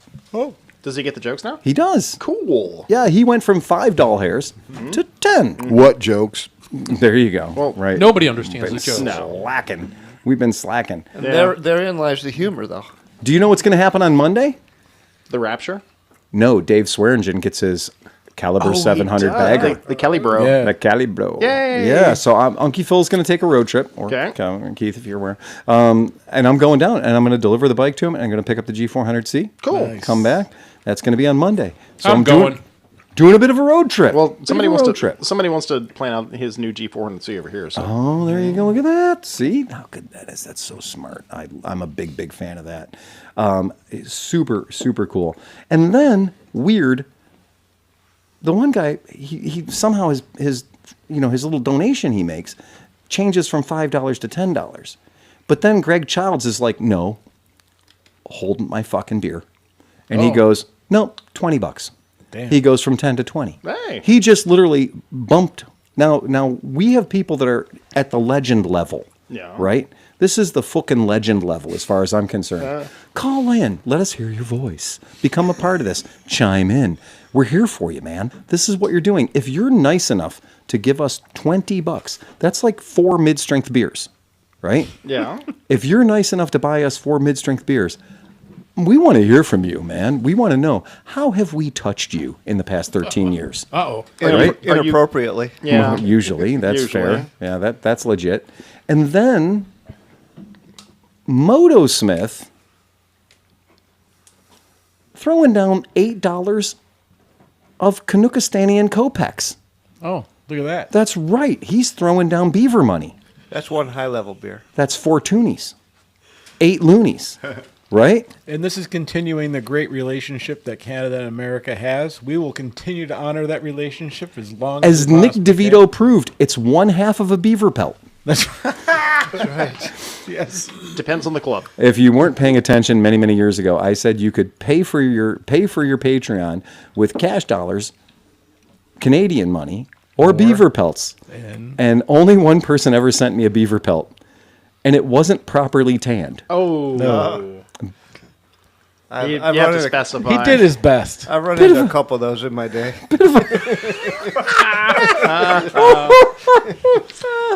Yeah. Yep. A guy walks into the doctor's office and sits down and says, "Now, doc, this is going to sound strange, but I have 5 penises." The doctor says to him, how do your pants fit?" And he says, "Like a glove." There you go. But So That's an oldie but a goodie. Okay. That's an oldie but a goodie. I always start out. So this is just simply The a 3 taste. dicks. This is simply Yeah. a taste of what you get at the $10 level. Yes. So Swarninger said, when you deliver his bike, don't get it wet. Don't get it wet. And Oh, he did drive say. between the raindrops. Yeah, he did. He specifically asked if I was going to be delivering in an enclosed trailer, and I said, "No, Dan's trailer's full of camping equipment right now. I can't bust Dan's trailer out." Oh, another interesting thing happened to the shop. Do you guys remember that Ford Econoline E350 van I had that used to go to all the places and fun and all the stuff, and that was where I slept all the and time? the people from the podcast used to, yeah. My house. Yeah. I sold it. Oh. So I sold it. Oh, wow. And this is really the kind of the interesting part about, just time, and time's a strange thing. I bought that van 8 years ago. I bought it in Arizona. I flew out to Arizona. I mailed the guy the money in a magazine inside a UPS folder. He was a bit of a weird dude. He didn't trust me. He wasn't like, well, how am I going to know that you're going to pay me? I said, well, I'm going to send you the money. And he goes, I said, I'll send you the deposit. We'll do whatever. I'll wire transfer, whatever. I don't know. That seems sketchy. I don't know anybody that would fly from Cleveland, Ohio to Phoenix, Arizona to buy a van. I think it's a scam. I said, yes, but until you don't have the van anymore, there's no scam. Yeah. Right. Right? And he was convinced I was scamming him. And I said, well, what will it take? And I said, so if I send you all the money and you have the cash, green, cold, hard folding currency, are you cool? Will you keep it for me and not sell it to anybody else? I'm buying a plane ticket right meow. And he goes, well, so I literally took an old motorcycle magazine, threw $6,500 cash in it, insured it for $6,500, wrote contents, one vintage motorcycle magazine, it was like a 94 Cycle World, and federal notes, because that's what they are. They're federal notes. And I insured it for $6,500. And I sent it overnight, courtesy of UPS. He got it. He signed for it. Renee and I showed up 3 days later, ready to take the van home. And we knock on the door. We didn't just show up, we made sure. We knock on the door, he comes up, and he's holding the cash in his hand. He goes, what am I supposed to do with this? Well, it is cash. Give it to me. Yeah, you can give it back, and I'll take the van too. I said, Spend it. and I said, that's money. You buy things with it. You go out to dinner like 100 times. It's fiat. You can do whatever the hell you want with Did it. you hear how much McDonald's you can buy on $6,500? Well, long and short of it is, he's like, so can you come with me to the bank? I'm not joking. Can you come with me to the bank so we can have the bank check to make sure it's not counterfeit? That's fair. And I went, All right. no, because I have lost the chain of custody of that money. And if you've replaced all of it with counterfeit money, Also true. I have no way of knowing that you did that. And we'll go to the bank, and your bank teller will tell me that those are current counterfeit notes. And I've lost control of those. Whoa. And I said, so the deal's been done. You're either going to give me the title and the keys, or you're going to give me the stack of money. And I may or may not punch you in the dick. 50-50 chance on that one. Because I didn't really have plans to fly to Phoenix. Right? There's a good tiki bar there. You could have taken that cash to a bank and checked it out before I flew to Phoenix. That is why I did not want to fall for that trap of making that arrangement, because he had every opportunity to check its validity prior to my arrival and purchasing a plane ticket, etc. Again, I had a guy today. So I'm working on a thing on Marketplace, right? Yeah. And the guy's in Akron. And so I'm like, hey, man, I live in Wellington, but I work in Akron, blah, blah, whatever. He's like, yeah, I don't know, man. It seems kind of scammy. I'm like, what am I going to do? Show up at your house and make you go buy me Best Buy gift cards? Like, what is the motivation? Scam? Like, where's the scam? I said I'd come and bring you cash, not send it, not anything. let's I will be do there. this deal in the police station parking lot. Right. Or wherever it is you normally suck dicks. Sure. I'm okay with that. Right. I'm willing to meet you on your terms. I don't know, Phil. I don't really want to walk into your dealership. Right, that's the other and one is hand you money. an to established buy business that's been here for 25 years, that's willing to throw away a 25-year career over your van. Yeah. Right? Like, I'm gonna risk it all over this small transaction. So you're finally importing the giant monster, the Toyota super van. Is that what we're getting to replace this now? What you talking about, Willis? To replace the Econoline, we're finally getting the Toyota Super Ace. Well, I already have a high ace, No, and it's the big 2 inches off the ground, and astronauts have sex in the back of it. I have the that big one. Yeah, I have that. The full-size Ace. So how'd the This is Arizona not story full-size work ace. out? It is a full-size Ace. So the guy that bought my van, thank you, Chris. Jesus Christ. Come guy back that, around. The guy that bought my van is a Yoder toter. But there's no windows on that thing, right? Yeah, Perfect. it's got Oh no, windows. it's all does? Yeah. windows. It's In fact, it used to have seating for 12, and I took all that out. And Merrick got mad at me for having the seating for 12 sitting out by my garage for so long that I eventually gave it away. This isn't the black one. No, with the Cleveland- black. Oh, the black one, Black Betty. Betty? Black Betty got That's stolen. what I've been picturing. Black Betty got stolen. Right, I forgot yeah, about Black that. Betty got stolen. Yeah, probably stealing ATM machines for a living now. But this was just a regular silver 12-pack E350. And the guy shows up and, I've got everything on it. He's Class 5 scrubbing up the pitch. Baptist church signs on the side of it. Oh, he was reapplying them. Yeah, he was super stoked because it's got the giant trailer hitch on the back, so it can tow anything. He's like, "What's the gross vehicle weight rating on the trailer on that?" I said, 12,000 pounds, I guess. I said the hitch is rated for 12,000 pounds. It's a Class 5 hitch. Wow. And he goes, "I didn't know they went to Class 5." So I was like, They this do. one goes to 11, yes. They do go to Class 5. What is the connection method? Because, my Dodge is a 3. Yeah. And that's like a solid, 6-inch metal tube that wraps through the back. So what makes it a 5? This one goes up and ties into your shoelaces. Yeah. Yeah. You couldn't possibly... It becomes part of the frame. Yeah, you couldn't possibly get rid of this thing if you tried. So, gotcha. It's just there forever. So, Unky Phil, take us back to Phoenix. How did that thing resolve itself? So I gave eventually, the Thanks, Pete. Thanks, Pete. Jesus Hostile negotiations, and then Renee and I got into it, and we realized he was a foster dad. He'd foster kids, so he had a whole bunch of foster kids. So the inside of it was covered with spit, half-eaten candies, and puked up crayons, because he didn't foster smart kids. Weird how that stayed window the same. lickers. Weird how that stayed the same.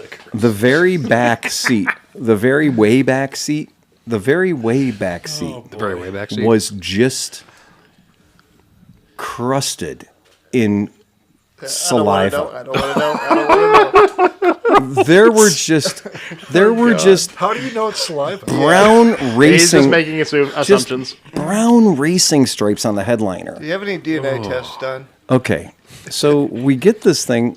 Money is exchanged. He gives me the receipt for the 4 brand new tires. Generally speaking, off I fuck. We roll out of there on 12 pounds of air in each of the tires, and these are light truck tires that are meant to be inflated to like 75. We roll out of there. We immediately associate ourselves with the nearest We Do It All type car wash, right? We pull up to the We Do It All type car wash. The guy looks inside and goes, "No." It's 115 degrees. He just looks, he gives it a quick glance and goes, "No way. No way. No way. No way, man. No way." No way. We go to Murray's Auto Parts. I spend $100 on chemicals. We go out. I spray the entire inside of this thing with every foaming solvent that's known to man. I pull into a quickie wash that has the vacuum cleaner machines and everything else. Renee is feverishly blasting the outside of it, and then I'm scrubbing the inside of it. And then at some point I told Renee, "All right, get in there." And so she had to go in with the 1500 PSI and just give it the beans inside because it was so disgusting. With the power washer. Inside. Oh, yeah. We went for it. With the upholstery.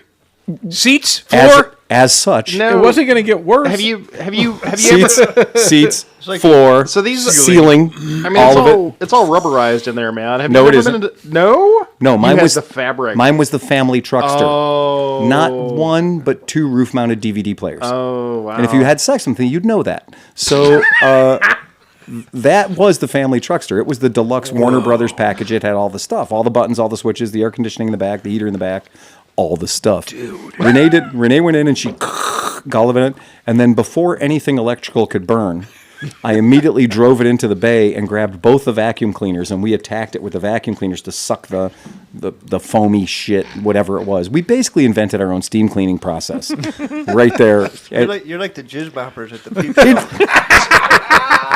Well, if you've ever had sex with Phil, you've seen this process 6 or 7 times. It was tragic. And Renee's sensitive to everything. Like anything. Auditory, visual, olfactory especially. And Renee's like, "I can't even be in here." And I was like, "Well, this is how you're getting home from Phoenix." And she's like, I know it's going to make me sick. I said, "Open 8 of these All the windows open. windows, Open up all 8 windows." So opened up all the windows. It's 115 degrees. We're driving down the road. And I was like, okay, what we're going to do is we're going to drive like across 3 or 4 states. We're going to drive across 3 or 4 states, and then we're going to do everything again. We're going to give it a second dose because I think we broke up a lot of it. But I mean, I Loosened it up. I got so many stiff bristle brushes and the whole deal. It was fiercely bad.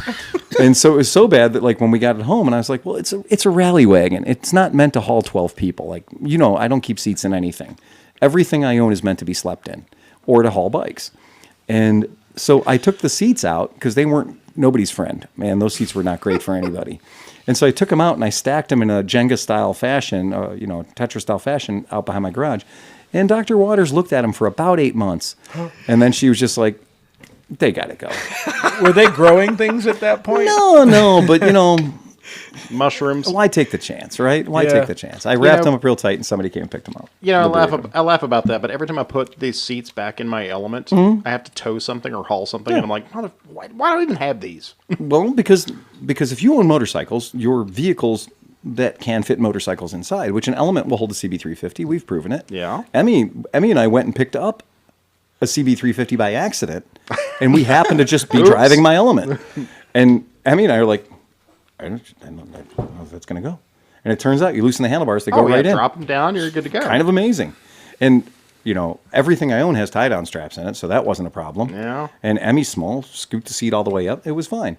I was so happy to see that van go away. But here's my favorite part of the story. Paid $6,500 for it, sold it for $8,500. How many years ago did you buy it? 8 years ago. Oh, yeah. It's free money, baby.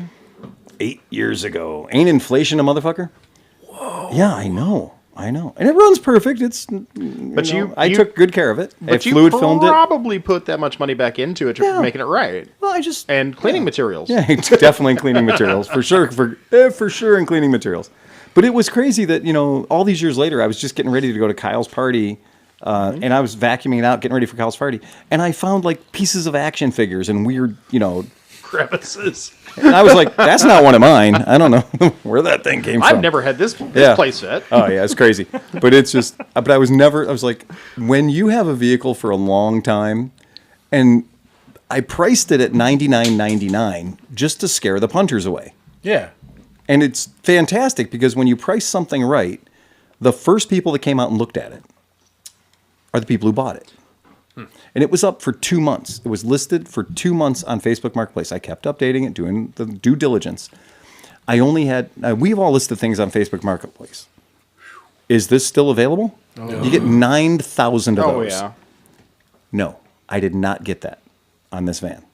I got maybe 3 or 4. And the only people that ever came out to look at it were the people who bought it. And I asked $99.99, and it went out the door for $8,500. Super duper happy. It's great. It's fucking great. It's beautiful. And the other day I was like, what I should do is I should sell that 2008 F-150 with the V6 and the 5-speed transmission. I should sell that. And then I took it to my deliveries on Monday. I was like, can't sell it. I can't sell it. That's the problem. Is that truck is literally? It's like my old Ford Ranger. Something bad is going to have to happen for you to go. It's a 5-speed manual V6 with no power anything. Oh, I drove it to pick up the washer and dryer in that. It's one step better than his truck. Yeah, and it does everything you ask it to do. Just don't ask it to do it fast. It's just such a basic vehicle. Yeah. How's the rust? Oh no, it doesn't rust. So Fluid film, baby. I fluid film everything I buy. So I buy things in Texas or Arizona. Yeah. And then before I another tip do anything, I fluid film them. Do you do it yourself? Absolutely. You have a lift? Yep, in my garage. Oh. Yeah. My Honda Element did not even. Has never seen. Oh, you don't need a chemical suit, my friend. You don't? Fluid film is made out of sheep. You just. Okay, the sheep don't. Soylent Green is made of people. The sheep don't die in the process. You just squeeze them really hard. Bring your wellies. You boil them a little bit just to get the lanolin out. You just squeeze them real. John, it's a sauna. Be honest. It's just a sheep sauna. You sweat them good. The lanolin comes out. They just sweat it right out. You make a little soup. But here's the thing that he doesn't tell you the first time you come to the party. So he is in a suit, okay, underneath the car, and you're like 10 feet away, and you're like, I'm totally cool over here. I'm not getting sprayed. But all this aerated fucking sheep juice is going through the air, right? So you start to smell like a French fry. Did you say sheep jizz? Yeah, sheep jizz.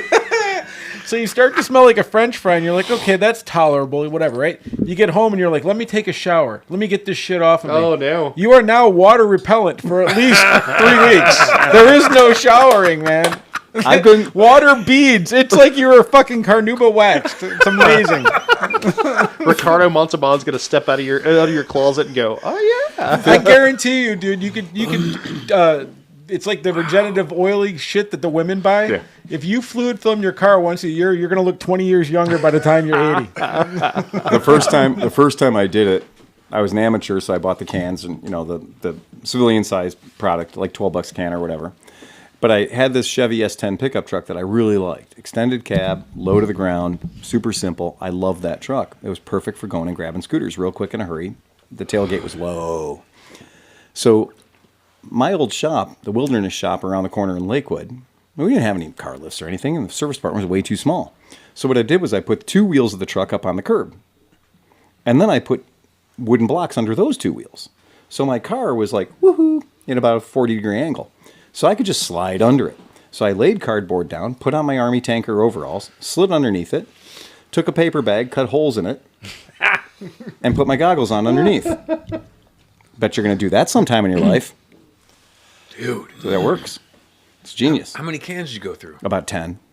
Yeah. And when Costs you say way the- too much money. Yeah, what's the other option? So the other option is when you go to the pro level, and then Sleepy hooks you up with the 5-gallon pail. And a 5-gallon pail can do 10 cars, half gallon per car. And a 5-gallon pail is about $140 if you want to guide at Walmart or whatever, deliver it directly to your house. Okay? And then you get the 1,500 PSI sprayer from Home Depot that you can buy for about $300 or you can rent for about $60. Is it different than a pressure washer? It's the house sprayer. Oh, the painter, power painter, oh, right? oh. So you get the one that has the schnozzle that dips into the 5-gallon bucket. It's going to save you a bunch of time. Okay. Then you order on Amazon and this is a farm implement. You may have to go into the agricultural section, but it's called an immersion heater. But this was the brilliant part because, like, I had tried to do a whole bunch of shit before, and it's all thick and gross and stuff. And obviously, I didn't think about this. Yeah, but viscosity solved the problem. Viscosity is about 200. It's super thick. It's like axle grease. Yeah. Right. Holy shit. So you take Yeah, the no, immersion it's heater. not messing around. You drop the immersion heater in there, and that shit gets up to 110 degrees most Ricky tick. Stir it up, keep the heat balanced. When it all gets up to about 100, 110 degrees, unplug the immersion heater or set the thermostat for it. My dad used to use a sandblaster for undercoating, and he had a stuff. I don't know if it was white. It kind of was like that, but it was something different. But like a sandblaster would suck fucking tar up and splatter anything. everywhere. Like, I was painting this stuff on with a paintbrush until, because I never thought about heating it like that. I thought it would hurt it or it would be too hot or something like that. I remember the first time I saw it, I'm like, damn, that's a good idea, man. It works great. I mean, the it's- immersion you're- heater. You're basically dealing with bacon grease here, Well, so you just get it liquid and then First turn the it back into problem. solid. Every time we decide to fluid film, we're not fluid filming in July. It's not 90 degrees in the garage. We're fluid filming in November, and it's 30 degrees in the garage.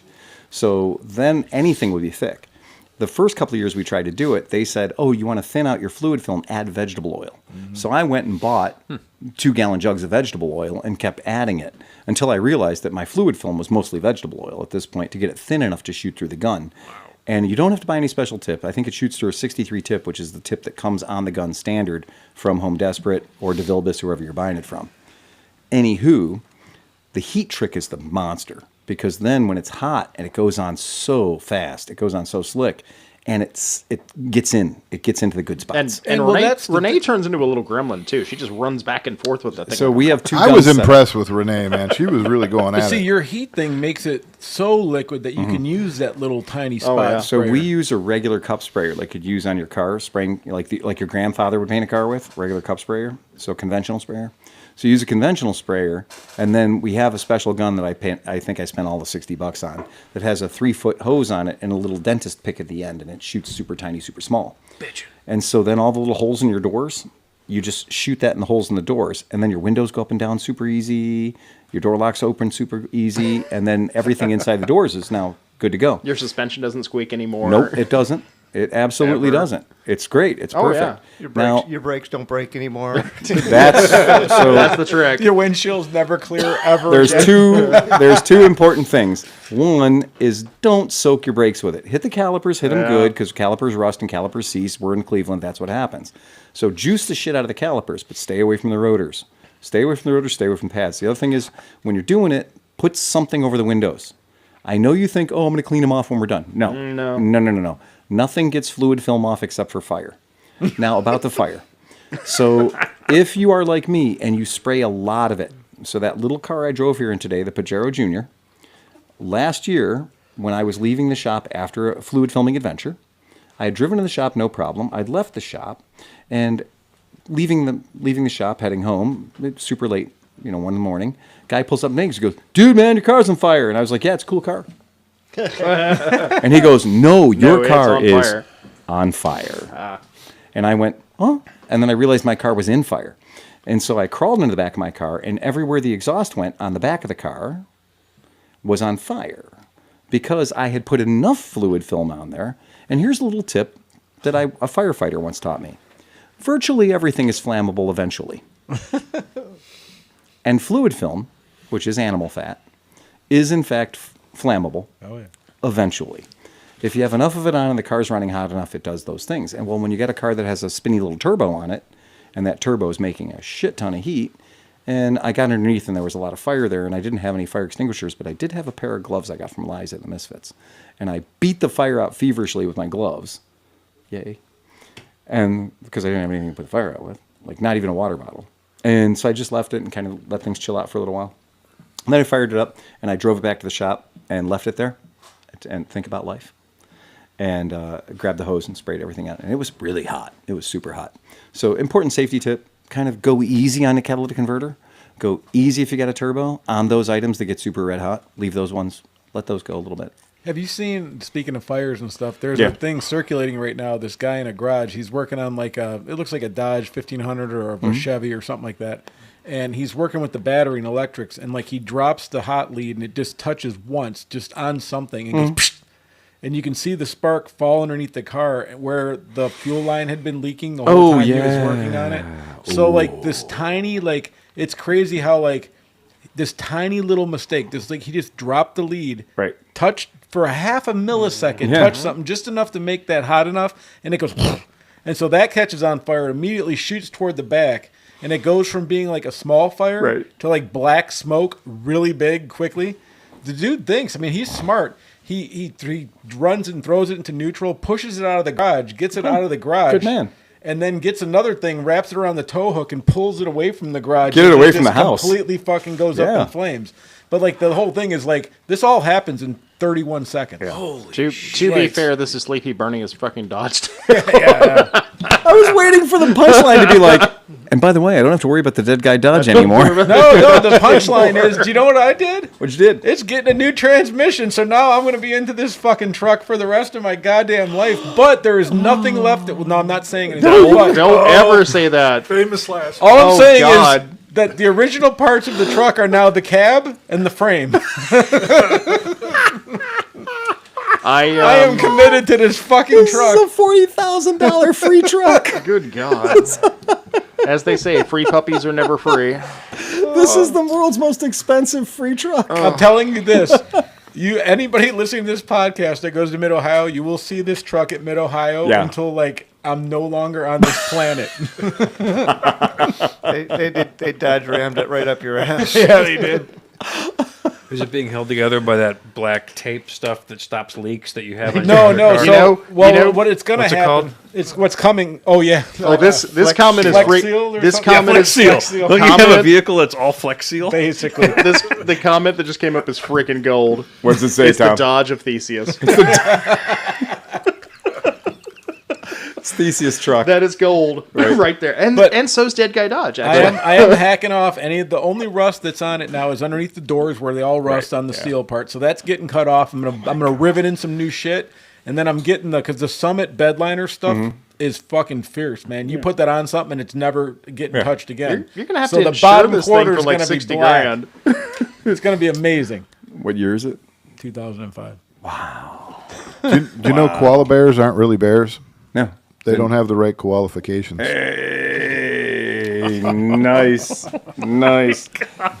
He's bringing it, folks. He's bringing it. Wow. Do we have time for a tech tip? Yeah, of course. Don't stick your dick into a light socket?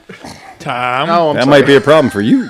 Tom. So, How's your dick in a light socket experience? all right. So, if you would, Sleepy's got a race bike. Oh, God. Sleepy bought a track bike. And he did all the right things. You bought it at a racetrack, right?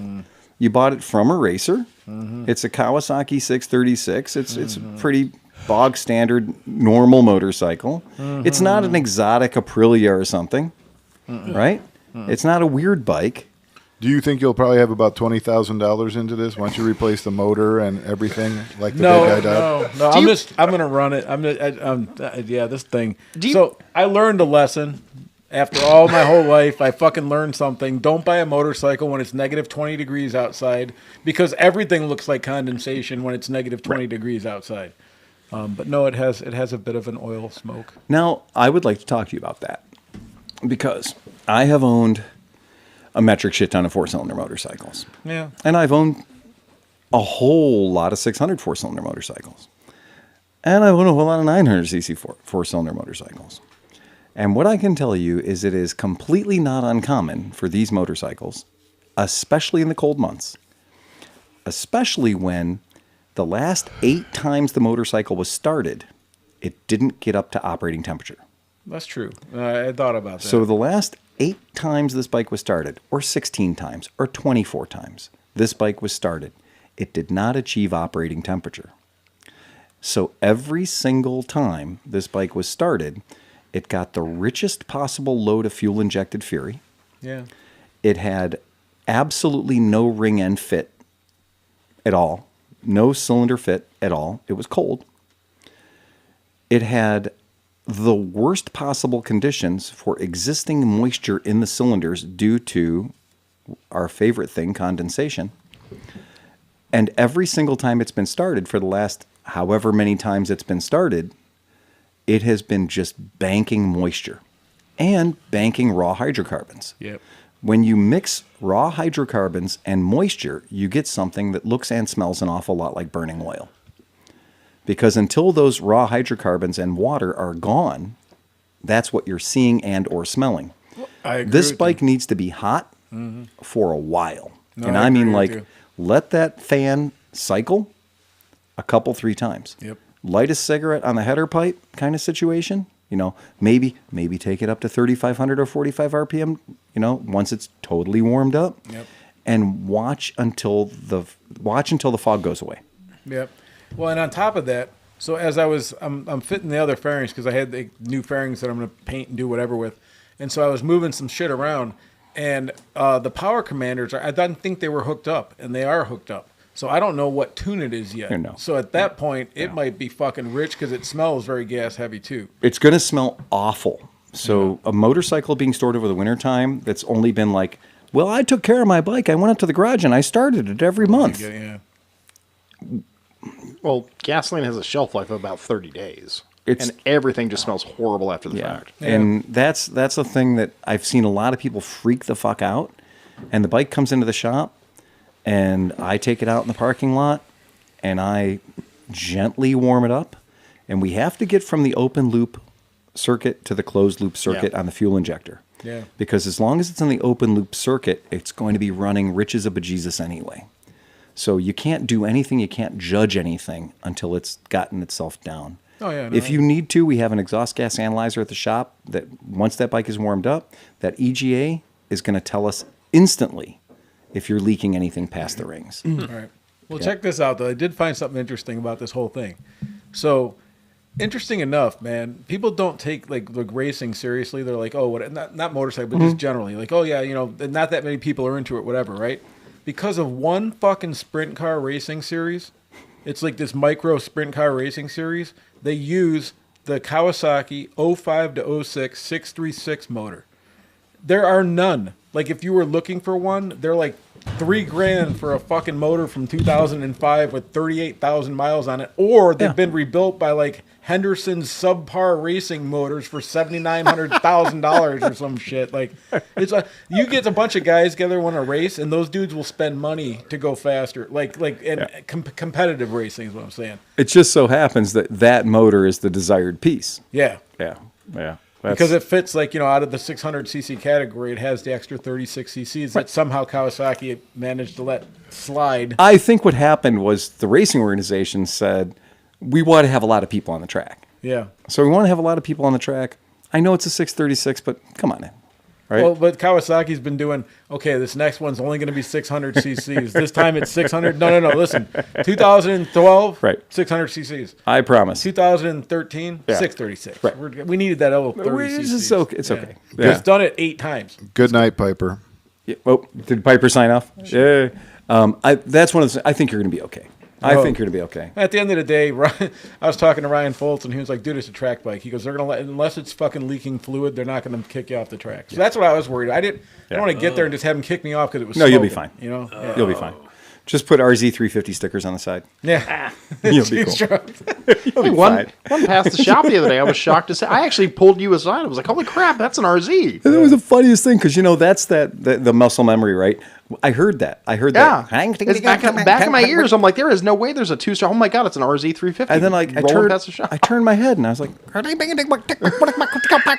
and I looked over and there was somebody riding an unimpressive sport bike, and I was like, the skinny back tire, and I was like, that's a fucking RZ. Look at that. Like that's honestly the cherriest RZ I've seen in ages too. It's that red and white. Oh, yeah. I promise you, that is one of those. And now, thanks to iconic motorbikes, there's a lot of that shit popping up. Yeah. It's the weirdest thing. I looked at their listings the other day and like, oh, you know what? You're never going to see an RZ 500. Yeah. I think I threw them up there right now. Yeah. Yeah, I was about to say, ever since you mentioned that, I started going back and looking. Yeah. There's all kinds of 2-strokes. They have 250s, 125s. Fucking, if you're racing, your kid wants to race, they have all the fucking vintage 125s and shit. Yes, they do. And be careful, though, because they're worldwide. Because I was looking at a motorcycle the other day I was quite interested in, and I realized that bike was from South Africa. Mm-hmm. And I was like, I can't do anything with a South African motorcycle. I mean, I import shit from Japan. It freaks me out. I don't know if I can import anything from South Africa. Yeah, It could be weird. I may have to call a Musk. I was talking to Harris earlier. He's like, Yeah. I can't wait till I can buy a Lada. I'm like, you can buy a Lada tomorrow. Yeah, that's not hard. That's not hard at all. A It's lot like, of what? Yeah. Yeah, that's a fairly interesting thing to be able to see motorcycles that we were like, yeah, man, you're never going to see another one of those. Yeah, like you'd only see that one dude at Mid-Ohio that brought like 25 unobtainable bikes, and they'd be $45,000. That was, yeah. yeah, and then these You ones. bought your Moto Campo from them, didn't you? I did. Yeah. I did. Yeah, I bought my Moto Campo. That was another bike. I bought that bike for $1,250, and immediately the price went up to $6,000. Yeah, that was crazy. You That was scored. bizarre. Yeah. That was just weird. And I'm like, okay, I don't want to ride it now because they suck, and because if I break it, it's going to be extremely hard to get parts to fix it, and or there's value to it. I mean, you actually did pull me off your DeBlasi one time Yeah. because, well, that sucked, but I was having fun. But you were also shit hammered drunk. That's true. Right. And they're not easy to ride. They're not easy to fix. But you know what was really cool about those guys bringing all those bikes to Mid-Ohio and stuff? It was the ultimate call out of all these fucking guys that kept Yes. saying, if that bike was in the United States, I'd buy it. And you're like, well, there it is. There it is, motherfucker, right there. Oh yeah. Oh yeah. Oh, let me tell me about the elusive TDM 250 Yeah. or TDM 350. Or the 80. Or remember like the tiny yeah. little fucking, it was like the adventure Yeah. bike, the TDM Yeah. 80. Yeah. They had that fucking thing there. Again. Yeah. You're like, oh yeah. If I ever see one of those, I'm buying it. There it is. What color do you want? He's got a purple Right. one. Yeah. See, you actually lived up to it, though. You went through and tested them all, and you brought home a Moto Campo. Yeah. Yeah, and riding it from the point of purchase to our booth was probably the second most terrifying ride of my life. They're awful. That's just an awful bike. It's literally an ironing board with handlebars. You could stand on it with one foot and ride it like a stand-up scooter, and it would be far more appropriate. It would be your brain. It would make sense to your brain. Yeah. But sitting on it, it is the same way as sitting on one of those stand-up scooters. It doesn't work the way you want it to work. Everything's wrong. You want to be standing on it. Yeah. And I tried it. I put the seat down and stand on it. It's actually pretty drivable. It literally lives as it holds up the TV at work. At the shop right now, its job is License plate it's holder. holding up license plate brackets right now. Right now, I have a Moto Campo license plate bracket holder, right? And if people watch the videos all the time, they'll see the videos and they'll be like, "Oh my God, you got a Moto Campo in the background of your shot," and I'm like, That's things we do for you. Well, somebody commented on the video I did at his shop. They were like, the dude's got a Moto Campo and he hangs license plates on it. Yeah. True statement. Yes, that's the hilarious. You should see what I do with the Lamborghini. I was gonna say what people don't realize It's is a clothes rack. And coming from my end of things, and I'm digging through the shop like I'm freaking Indiana Jones. I'm like, holy crap, I haven't seen one of these in 30 years. What the hell? Wait And till he's he got a opens up box. the room in the back and finds the Black Shadow. Oh yeah. He's gonna get so upset. Who puts knobbies on a Black Shadow? What the hell? I don't know. No, I'd figure, if you had a Black Shadow. We have I'd a figure Vespa it would be- GS in our bathroom. Yeah, that's the funniest part. That's and let's see, there's 3 Super Sports, 3 SS180s. Yeah, I think you're up to 3 or 4 in the now, shop 3 now. or 4. Oh no, there's another one in the hallway. No, there's 4. one in the hallway. Yeah, And I was like, I'm like, oh, cool, that's. There's like 3 Rally 180 frames up in the rafters, and I'm like, I have 100% too many BMWs right now. oh, absolutely. If anybody needs a BMW R100 RT, And it is the cherriest R100 RT I think I've seen in a while. that bike needs to go away. It does. Somebody needs 2 carburetors. At least they're out there in the open where you can get to them. Yeah. Bro. You'll be so happy there's easy access when you need to get to those carburetors daily. I Yeah. tried to count how many fucking bikes are in your shop right now. Oh, it's a lot. No. You can't do it. When you get because- done with the shop, we're going to go to the I mean, warehouse. we were talking about quantum earlier. Bikes appear and disappear at random, and they're just there. Oh, yeah, They just appear. it is, Like, oh wow, I didn't know that was there. it is Schrodinger's shop. Yeah. Like, I mean, somebody commented. We were talking about videos. Somebody commented a while ago on the Harley Cafe Racer, and I couldn't remember who the maker was. And I was like, wait a minute, we do have a Harley Cafe Racer just hidden in the freaking corner. Rika Kid. I mentioned that the other day. I was like, hey, I thought it was Luke's bike, that one he built, because it's like blue and stuff. And I'm like, oh, that's a Rika kit. Oh, interesting. It's like just random shit just hiding in the corner. It's a sexy looking bike, but I don't know how far you could ride it without like getting a little crampy. you don't ride that motorcycle. No. You appear on it Yeah. and then disappear later. That's the only thing that matters with that motorcycle. People see you showing up. They talk. You get off the bike. You go into wherever it is. You let that marinate. Let them soak on it. Let them take pictures and all that other shit. And then late, you Irish goodbye. Yeah. Irish goodbye in it. I loved an XLCR until I rode one. Well, I love that thing. I was looking at it. I'm like, oh, I want this thing. And then you look in the master cylinder. So your right foot peg is like 13 feet out to the right because the master cylinder's there. But it is such a sexy looking bike. Though, It had to man. be built around Harley Davidson. Yeah. Like everything to make it a cafe racer had to first get past the Harley Davidson parts.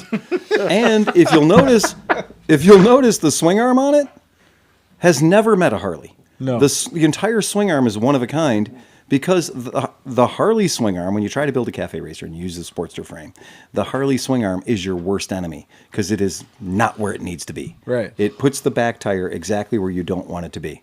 And you need to move everything back a little bit. You need to give yourself a little more room. Harley didn't want that. They wanted a cruiser bike. They wanted that Sportster to look like an old Super Glide. So they wanted to have that tucked in so there was no air in the space between like the motor and the back of the back tire. They didn't want any air back there.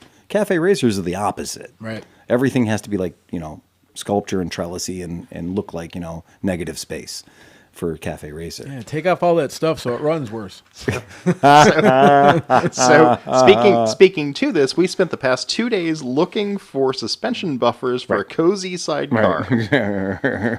And which is technically term is rubber bands. and it wasn't They're until just really big rubber bands. it wasn't until I remembered that we had another sidecar that I went, oh, now I know where they were. One of the 5 sidecars in our The shop. 5 sidecars. What's Renee's famous line was with that cafe racer. Renee goes, "Hey, what's the odometer say on that cafe racer?" And I was like, "Come and look." 3. And she's like, "Oh, it's got a little tiny adorable excuse of a speedometer from Drag Specialties. Yeah. This thing is like, it's pocket watch sized. And it's not electric. It's not fancy. It's a mechanical speedometer. It's pocket watch size. And you have to turn the power on, right, of the motorcycle to see how many miles it's traveled, right? Because it looks cool. But the point being, if I have to rely on this device to tell me how fast I'm going, I'm not enjoying the experience. It's probably shaking so much you can't read There is no way on God's green earth that anybody's going to be able to focus on something that is 2 inches in diameter on a rigid-mounted Harley-Davidson Sportster 1200. That is going to be a blur any day of the week. That's just going to be it. So if you're out there and you want Unless- the world's most uncomfortable Harley-Davidson cafe racer, have we got the bike for you? Yeah, that's it. I'll sell it to you. I got a price on it and everything. All right. It's not even that high. It's somebody else's learning project waiting to happen. You know, you too can be the next person to be in pain riding this motorcycle. But again, you'll look cool when you show up at the bar. I was going on to say it. the maximum use for that bike. If Yeah. there was a photographer studio out there that needed the best bike to ever have models he drape is themselves right. all over, that's Every the bike. piece of media where they're like, okay, we're going to set this shot up and we're going to use, because, it has to be a cafe racer, so we're going to put this in the shot. And it's some awful fucking bike that should have never been a cafe racer. CX500. CX500, exactly Just right. hacksawed, not even done well. Just trash. Yeah. Or it's even worse, it's some Chinese 125, and you're like, oh, and the guy's like a burly dude. No, this is the posing bike. This is the one. This is the bike that you're going to like, people are going to be like, ooh, that's not Photoshop. That's an actual three-dimensional thing. Yeah. And it is an actual three-dimensional thing. What years do they make it? They made Sportster 1200s forever, but the Rika kit only existed, I think, in 2002 to like 2005. The CR? The XLCR? No, not the XLCR. This is not an XLCR. This is what they call a Rika. So this is a Rika build. Rika made their money taking the Suzuki Savage 650 or the Suzuki Savage 600, single-cylinder bike, cruiser, arguably one of the LS650, I think is what it was. LS650, Yeah. right, the Savage. And they took that cruiser bike and made a kit to make that cruiser bike into a single-cylinder thumper cafe racer. And that was a pretty noble event. Like, to be able to rescue those, there's no shortage of those. The museum has one. You can cut up all the rest.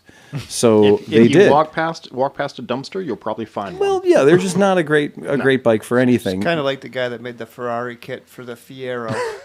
Yes, exactly. yeah. And so he rescued these LS Savages, right? So that's a great thing. Super cool. And then, since they had the wherewithal to do it, they started going, well, what if we did this to other bikes? So what if we built a kit for this? What if we built a kit for that? And then eventually, once they had the money from selling a lot of those Savage kits, they were like, ooh, we have money now, and we have more design capacity. We have more manufacturing capacity. Look at it. It's RYCA. We have ambition. There's websites. And we have customers. And they built a kit that you could take any Harley-Davidson's, an 883 or a 1200 Sportster, and as long as it didn't have the 21-inch front wheel, the C model, you could make a cafe racer out of it. It's a really brilliant kit. And then they would sell you pieces of the kit for your level of commitment to the project. And so you could either buy, a couple of pieces, or you could buy all of it. And this particular bike has all of it. It's the whole thing, soup to nuts. And it is beautiful to look at. No, it looks really, really, really great. If you've never ridden a Harley 1200 in your life, you would go, that's a really amazing motorcycle. It is a really amazing motorcycle, Tom. And then you ride it, and you're like, oh. No, it is a really amazing motorcycle because it gives you goddamn near 100 foot-pounds of torque out of a Wow. machine that weighs 428 pounds. Wow. So if you got better numbers than that, step Oh, no, up. that's not the point. It's Right. just shake Step yourself up. to death. And it's a 5-speed gearbox, Yeah. which is also nice. It is still, there's a lot of heavy parts moving really fast. Well, and here's the thing. Yeah. We're speaking as dudes that are over 50 who Right. knees don't work and Also we can true. only ride sport bikes for Also 10 true. minutes. If you're a 22-year-old kid that wears tight jeans and Right. you're, whatever, Oh, this yeah. bike is fucking, you could ride that The to difference Florida and back. between the 90, what was it, jeans. the Sportster, Where does that come from, Cinch? Jesus. Just I a don't know, fantasy. but I don't know. you got Chris's attention, though. we just had a 2002, we had a 2002 Sportster 1200 that is actually what this bike, started life as. So we just sold that bike, and anybody who's been to the shop will know, like, that 1200 Sportster we had looked like it left the showroom. It was exactly factory right. Yeah. Unfortunately, we took off the ridiculous handlebars that Harley-Davidson had put on it, put some tasteful little super bike bars on it, and it was a really cool bike, and it was really fun to ride. Unfortunately, your feet it wasn't forward mounted, it was just Sportster mounted, right? And it wasn't where the pegs wanted to be. You wanted the pegs to be out in the backyard somewhere. So it wasn't a good riding position to ride it, but it was great, and it did great things, and it sounded great, and it's a fun bike to ride. I found the right guy to buy it. That bike, that 2002 and this 2001 are the same bike. The same machine. It's the same exact bike. But you put them next to each other, and they are completely different. on a molecular level, they're different. They're exactly the same, only different. Same. You know what? On a quantum level. Again, They're unidentical twins. On a quantum level. There's nothing wrong with that motor. That 1200 Sportster motor is a honey of a motor. It is an absolutely sweetheart of a motor. If you're looking to drive an agricultural pump, this is the motor for you. Well, unfortunately, when you're going to take that and you're going to make it into a cafe racer, which means you're going to remove all the rubber mounting, you're going to remove all the things that make it civilized. they went to different schools together. Yes. And the 1200 Sportster that we had, when you'd grab the handlebars and you'd go to push the bike across the showroom, you'd realize that the handlebars had about an inch of flex in them because everything's rubber mounted, right? Whoa. And if you've ever moved a Sportster or a Harley around the showroom before and you grab the thing and go to move it, grab my Road Glide or my Road King. Grab the Road King and try to move it across the shop.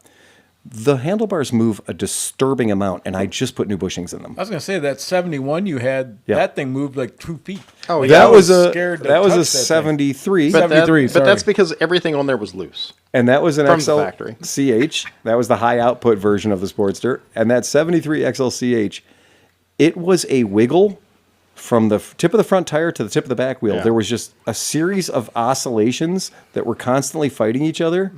When I took that bike in on trade, It was like riding a 40-foot ladder. it was an extension ladder. It was like riding an extension ladder. it bent to the middle. Because it made the noise of an extension ladder. It gave you absolutely no confidence. And you knew at any minute you're going to cash in your chips. There was like, of all the bikes that I've ever been approached with, that was one of the few bikes that I went, I am never riding that. I got so, when that bike showed up, I got so dedicated. I was in the shop till about 3 o'clock in the morning, 4 o'clock in the morning, going through the bike, front to back, loosening everything, Loctiting it, and tightening it. Because the bike was so everywhere. And it didn't have a ton of miles on it. It was a low mileage bike. It was very original. And I was convinced that somebody had taken the thing apart and put it back together and had deleted hardware. Like, there was a bag of parts that should be on it somewhere, and all those parts were important. But they're not there right now. There's a whole lot of spring washers missing from this bike. Yeah. And I was like, there's a lot of bronze bushings and brass bushings and things that aren't where they're supposed to be. So I got the book out, and I went through the entire thing. And I put it back together, and I was like, fuck, it's all here now. Yeah. It should be fine. Eventually, when I got enough amperage into a battery, meaning all of it, into an agricultural tractor battery, it started. And you could get 4 or 5 starts out of it. You had to catch the carb because, again, this is a straight tickler carb. You want to know how to start it? You got to flood it first. It's got an accelerator pump on it. Just give it the gas until the gas goes on the floor. When the gas goes on the floor, that's when you press the button. Oh, by the way, did I tell you it also doesn't have a Kickstarter? Oh, no. Yeah, because in 73, they said with the high compression motor, they didn't want to have a Kickstarter on there anymore. That would be dangerous. So they took the Kickstarter off with an abundance of confidence. Harley Davidson put a 12-volt battery in there and took the fucking Kickstarter off. And this is literally, because I've seen a couple of these in my life, and this is literally the first one I've ever seen that did not have a broken case. Right. Yeah. Like it wasn't cracked. Yeah, it wasn't cracked. Every other one I've ever seen has been cracked. It was shocking, but on the 3rd or 4th try, when everything, the planets would align, and it would cough more than 4 times in a row, and you could catch it and just get it to catch. It made terrifying noises. Oh, yeah. And it did sound like you just thrown your entire toolkit down the stairs. The noise it made was outrageous. And then you got to put it in gear with your wrong foot. Yeah. Which is another dumb thing. Well, it's that 73 crossover. It's a crossover, and it's like we weren't sure where we were going to put these controls yet, so let's just try them this way this year and try them that way next year. I got that thing out on the road, and I rode it around, and finally got it up into 4th gear. Down into 4th gear. Down into 4th gear. I got it down into 4th gear because it's an upside-down gearbox. And when I got that thing into 4th gear, and I got about 50, 55 miles an hour, the vagary coming out of that 21-inch front wheel and that speed line, like that Avon Speedmaster Speedline tire on the front, I was just like, I'm going to die on this stupid motorcycle. And I'm wearing like DOT shorts. Yeah. You know? The DOT flip-flops, I'm wearing an OSHA t-shirt. Like, I got it back to the shop. I turned the fuel tap off and waited till it mercifully put itself out of business. Yeah. And I was like, I'm never doing that again. This is why I'm never doing that again. This is going to sound It was horrible. awful. But this is why every time we go to Skidmark, and it's one of the events, and the kids that are trying to relive the '70s dirt bike culture or dirt bag culture that have the Santee choppers and bullshit with the big high back and the big long stretched out. Tom's like, they're having fun. I'm like, they're having fun, but you're picking the worst motorcycle you could pick. The year that we did it in the rain, they all rode. Yeah, they were sharing a bandana. Right? They did. I'm like, do you realize what? Because they've got the little bar. What are they called? There's the little tiny bars that come in real close. They're Z-bars, but they're super tight. Yeah. Looks like the tail gun. And I'm like, you're just exactly. I'm like, do you realize how uncomfortable you made your life? You see the one guy, he's got one bar? Right. Exactly. He has ein bar. He has a handle bar. Not handlebars, a handle bar. So how do you counter? He has one grip. You don't. You don't. Grab the tiller, Marty. Switch hands. Right. Like, why would you consciously make this decision? It's a they tiller. look cool. Again. Don't get me wrong. Why do but they women wear look high cool. heels, dude? It's the same thing. That's what choppers are high heels for dudes. That's fair. Right? That is Completely impractical. That is a fair statement. Sexy to certain people. Right. I was going to say, they both give Steve a boner. Yeah, exactly. These days, anything does at this point. The chopper culture is an amazing culture. We talked about it before. You're a curator. If you're a chopper enthusiast, you are a curator of a style that once existed, and you're a person that's meant to maintain that and curate that, keep that dream alive, and you're looking for the stuff that's period correct, and you're going to curate that. You're going to keep it alive. You're going to get your iron head. You're going to get your... Everybody's got a geek. That's your thing. It is just your thing, and that's what your job is. And you know what? As a culture that goes around or something like that, for every one dickbag chopper guy, there's 10 nice ones. Like, you know what I mean? Like it's a pretty cool. They're culture. doing the Lord's work, I guess. Right? I get it. That's fine. The ones that to me are the offense were the what do they call those? The street, the pro street bikes, the Jesse James and Orange County choppers, Sucker Punch Sally. Those guys are buying them. They don't count. Like the guys that you see at I wasn't about to give them a compliment. Skidmark and all that, down there. They Let's not be mistaken. Shit, so I wasn't about to say how great they were. I've worked on big dogs. I know the process. I was about to say the whole idea of those. One, you couldn't lose money faster. Oh yeah, right. That's true. Nothing depreciated faster than any of those pro street bikes. Hey, an SNS 112 with billet wheels, man, let's go. And as we had some of them coming into the shop, the people at Sucker Punch Sally said, we want to make you our service center for Cleveland. We had one of them. It came in, we looked at it, we pronounced it to be like, oh, if you put more than 18 pounds of air in the back tire due to an interference problem, it will not roll.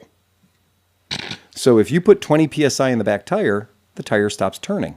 Yeah, it's too big. Because it's too big. And we were like, that's not good engineering.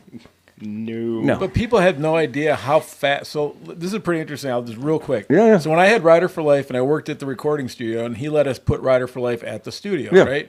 So we had all the stuff, and he saw all the bikes coming in and out, and all the sport bikes and stuff. And so he wanted to get motorcycles. Yeah. But he's a super rich guy that never rode anything before. So he said, I'm going to buy choppers. And this was 2001. Yeah. So we literally had a shirt that said I never needed a TV show to tell me what was cool because everybody was all about these fucking choppers, right? Yeah. So he was $80 million wealthy dude. We went to Marshall Goldman, who was like a seller of Porsches and shit like that. And so that's where he'd go to buy all his fucking Ferraris and Porsches and stuff he had.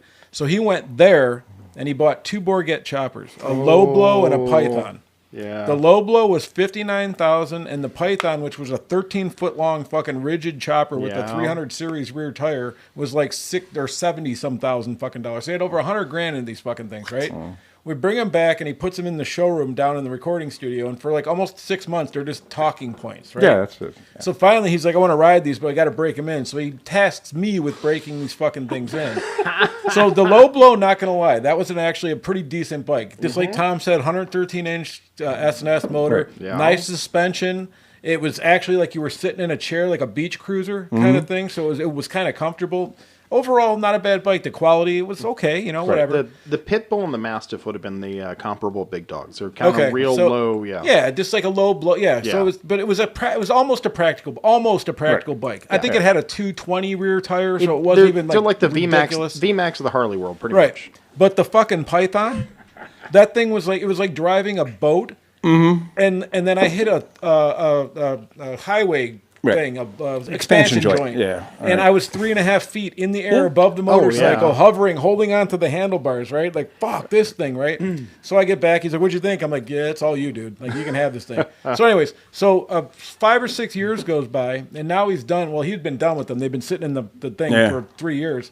So he got $6,900 for the low blow and $8,700 for the fucking Python. So he lost $120,000 in 6 years. My buddy in California buys long-term capital losses. He buys them just to extricate the motors from them. Oh, I'm sure. So he buys the bikes. That's actually the cheapest way to buy that motor, which is real charity. From these Tom Hardy fuckknuckles that have them and now need money for their wife's 4th implant. So he offers them dirt, but dirt in the form of cash, and just to pluck the motors out. Well, and think about this: most of the dudes that could afford them in 2000, were 70. Yeah. So they're not here anymore. The wives that were like the trophy wives that are now 60 are like, get this fucking thing out of the garage, and that's why that dude can pick them up for fucking $4,000. One of the ones that came into the shop when it showed up, James was all excited about working on it. He was so excited about working on it. He's sitting on it, and it's like it looks like Lucky Charms. It's like purple and green and weird. And I go out there, and he's sitting on it, and every time James would move on the bike a little bit, the geometry of the front end would change. And I was like, what the fuck is going on here? Like, what is really happening here? And it had this ornate, rather small disc brake on the front of it, right? And, chrome's not known. Like, bright, shiny chrome's not really known for getting the job done when it comes to stopping real fast, right? I always wondered about that. Yeah. So I said, James, do me a favor, would you, hon? Would you just grab that front brake and would you just slide that motorcycle forward about 1 inch? And the wheelbase of the motorcycle changed about 3 inches. Ooh. Okay? Because there wasn't anything left in the form of a bushing, bearing, or tolerance. And the guy had 2,000 miles on the bike. Oh, yeah. The bike's about 4 or 5 years old. And I explained to the guy why that meant it couldn't come into our store. Right. Because it was too dangerous.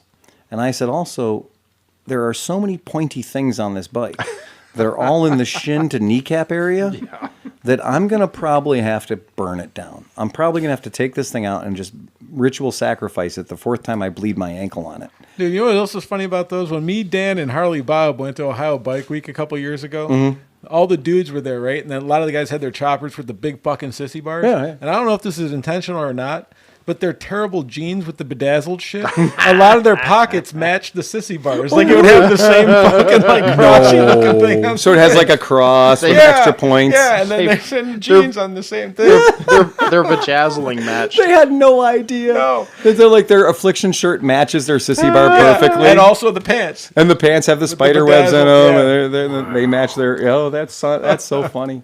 I mean, just... Look, inspiration, art, it takes all forms, right? The whole thing. But just like we talked earlier about Sammy Hagar, Van Halen, Why Can't This Be Love? There are things you can't make me like, and those motorcycles are one of them. Yeah. And to this day, I will like, people are like, oh, I have a motorcycle. I'm like, that doesn't count. Yeah. That is $60,000 ass jewelry. That's all that is. And if you ride that, that's your thing. That's fine. I since we were talking about 60-year-olds that own this, I knew a big dog guy that had literally the Captain America livery in a K9 chopper. Yeah. And he'd put miles on. Like, he didn't fuck around. He put miles on, but he was also 60 and, like, not kind of a fuck around guy. Anybody that rides anything, I'll But respect. the rest of them were all like, yeah, I put like 1,000 miles going to the bike night so I could show off my chrome. Like, if you're riding it, ride it. They sell Bugatti Veyrons. Yeah. Not for me. And assholes buy them every day. Not the kind of thing I even care Actually, about. I think they Don't look discontinued twice the at it. Veyron, didn't they? Doesn't matter. Once again, why the fuck would I know? I know. Right. I don't know. I don't know what the penalty is for fucking a 5-year-old. No. You know why? Not even on my radar. Not something I need to know. I mean, if I had, Zero chance of that happening. I mean, if I had Veyron money, I'd buy land. Not something I need to even consider as a consequence. Right? The concept of owning a Veyron? No. That's like, what do I weigh on the moon? Totally irrelevant. Doesn't mean anything to me. Data I don't need to have. Hey, Phil. Yeah. What's a Vincent Black Shadow cost? I Right mean, when now? I find it in the back room. Exactly. And how long would it take Phil to realize something was missing from his shop? Oh, Jesus. The answer is quite a while. Yeah, oh, yeah. I could probably take one of the SS180s on. You'd be like, didn't I have a fourth one?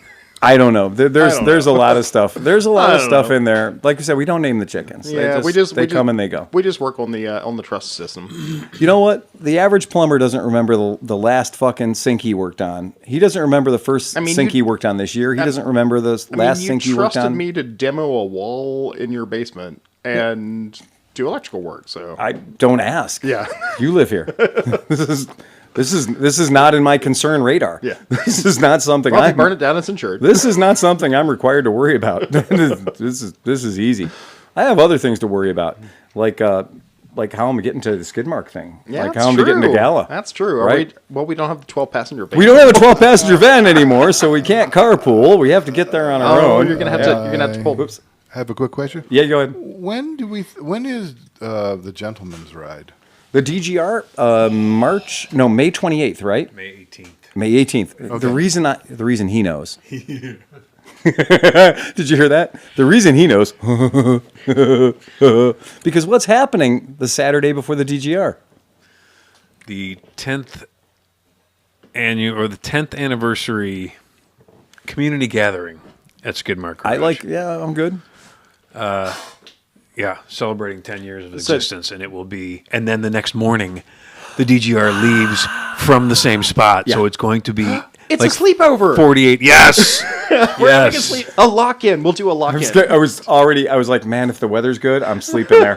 If the weather's good, I'm sleeping in the parking All the lot. chopper guys could do the thing where they put their just got feet rid up of my on the RV. bars and just lay back on the seat. Oh, right. And then all their girlfriends can take pictures of their No, boyfriends. they could do that fucking- chopper thing where they bring like the piece of canvas, yeah, So- yeah, and they next make to their it. bike into a tent. So we're doing the That's what's sexy. that? What's the Norman Reedus movie we went to go see with Tom Hardy where they were like in Bike love? riders? Bike Bike riders. riders. We could do Bike that. We riders. could do a big do bike drive riders. ride-in theater. Hey, speaking of bike riders, Yeah. I was out of town when you guys went to see that. But Did you watch it afterwards? I caught it on an airplane one day. Oh, you did? Uh, Oh, good. And I'm calling it Goodfellas on motorcycles. Oh, it was the exact that's same fair. trajectory. It was That's like fair. these people that had like some bad habits, but they were likable. Mm-hmm. And there was this like character arc of like backstabbing, and it was just like Goodfellas. It was just a different. What setting. did you think of the homoerotic subplot? Well, I couldn't jack off because I was on the airplane. Did you not? You can ask him for a blanket. Yeah, come on. What are you new? I want to know. Were you in the middle seat? It was a little weird. I want to know how many times they played gay chicken in casting. To find somebody that could play who could play gay chicken with Ed Hardy enough times to be like, yeah, okay, that's it. He's the guy. He's the guy right there. The problem is I literally could see Norman Reedus just going, "Now let's go for it." That's okay. That just happens. Yeah. All right. That's lowbrow at 2:00 in the morning. If you've ever been to that party. Right. Right. But they managed to have the tension in the room. You could cut it with a knife. And again, when you watch the movie, if the homoerotic love affair between these two gentlemen that are willing to I like how we don't neglect even their remember families, the blonde-haired guy's name. He's just whatever. Yeah, Background scenery. You're right. So, but if you can get through the other parts of the plot, because you're always kind of what's in the back of my brain the whole time was like, are they going to let these guys hook up? Is this film advanced enough that they're going to let these dudes hook up? Because I think they're setting it up. I think they're going to let these guys hook up, and it's going to be his final thing about like he loves the club more than he loves his wife. How much? Well, let me tell you. And I was just kind of like, I thought it might happen, like in one of their parties or Picture one of at, their. picture at San Francisco, 1953. Well, let's just picture it, Chicago, 1959 or whatever it was, and they're at those parties. What was happening at those parties was they were all neglecting their wives. They were all neglecting their families. They were all hanging out with their friends, and their friends had taken the position of their wives and their families and everything else to the point where they were neglecting their wives and their families and everything else. I was kind of wondering if they were going to go there in that movie. I think the metaphorical part of it was when the one guy left the biker gang to become a Chicago motorcycle cop. Yes. So that was like the unthinkable in the motorcycle gang world. Yeah. Yeah. And so that was maybe stood in for these guys Yeah. hooking up like you were hoping for, I guess. Oh my God. Yeah. I was like, well, mean- which way are they going to go? Which way are they going to go? they went for the authority part. I can say, though, I was rather smitten with the lady that played the wife. She was Yeah, she's They, fantastic. They totally had to set up for the Tom of Finland right there. one more time. Tom of Finland. Leather dudes and hats and never mind. Okay. Sean got it. He's in the Okay, he's in the chat. All right, well, that's fair. So, 10th anniversary Skidmark Garage. Be there, be square. Anyway, rolling back around. Yeah. We're all beginning to sleep in the parking lot. Bum, bum. And if you survive, you end up at the DGR. Pete's going to be That's fighting a like- raccoon for a croissant. And it could also be the world's most hungover DGR. And I think there's going to be people from all I do too. over. Absolutely. I think it's going to be Absolutely. Detroit, Columbus, Yep. Pittsburgh, Yeah. Buffalo. I think we're going to have a ton of people. It's there. going to be gigantic. I think it is going to be extraordinarily well attended. Yeah. So if you have a sleeper sofa, Bring it down. if your pull-out game is strong, right, you may want to consider housing somebody because there's going to be a lot of people. Yeah, There's going to be a lot of people. Well, now we've got to account for a food truck that does breakfast. There's going to be 3 food trucks and an ice cream truck. There's going to be bands. Nice. There's going to be... not even going to list the other stuff. It's going to be insane. Yeah. It's going to be just great. Yeah, I'm extremely excited about it. So book your Airbnb. It's on the 3rd floor. Yeah. Yeah, Totally. right? Get your Airbnb. Yeah, Absolutely. Yeah, get your stuff get an sorted out Airbnb. now. That's a really, really good idea. It is going to be killer. Does Cleveland still have a hostel, or did that close? Closed. Damn. Oh, this It was was a too perfect hostile. opportunity for It was too hostile. Next to your old place. What's that? Yeah. Yeah, that would have been a good spot. That would The have been a real good stadium might spot. be empty by then. That's true. Oh, there you go. Because That's a damn everybody's moving fine to idea. Hope so. That is a Brook Park. really, really good idea. Everybody's moving to We Brook could, Park. if we made the right arrangements, you could probably get a FEMA camp set up somewhere around there. That would be not a bad idea. We do have all the tents. Yeah, well, yeah, urban camping. Wait. I always loved that idea. I wanted to have an urban camp. Urban camping. Absolutely. Dave Nolan, Quality Control Services. Dave Nolan, Quality Control Services. Absolutely. Yes. We got to call in the power of that man right there. Put him on this. Yeah. We need sleeping for about an extra 75 to 155 people. That's a good idea. I'm sure Dave's the kind of guy who can handle I've that. slept at Dave's garage more than once. Come back from a road trip late at night. I'm like, I'm not driving home. No. The idea of urban camping, though, if the weather's nice, it could go either way. Yeah. But the idea of doing some urban camping is super fun.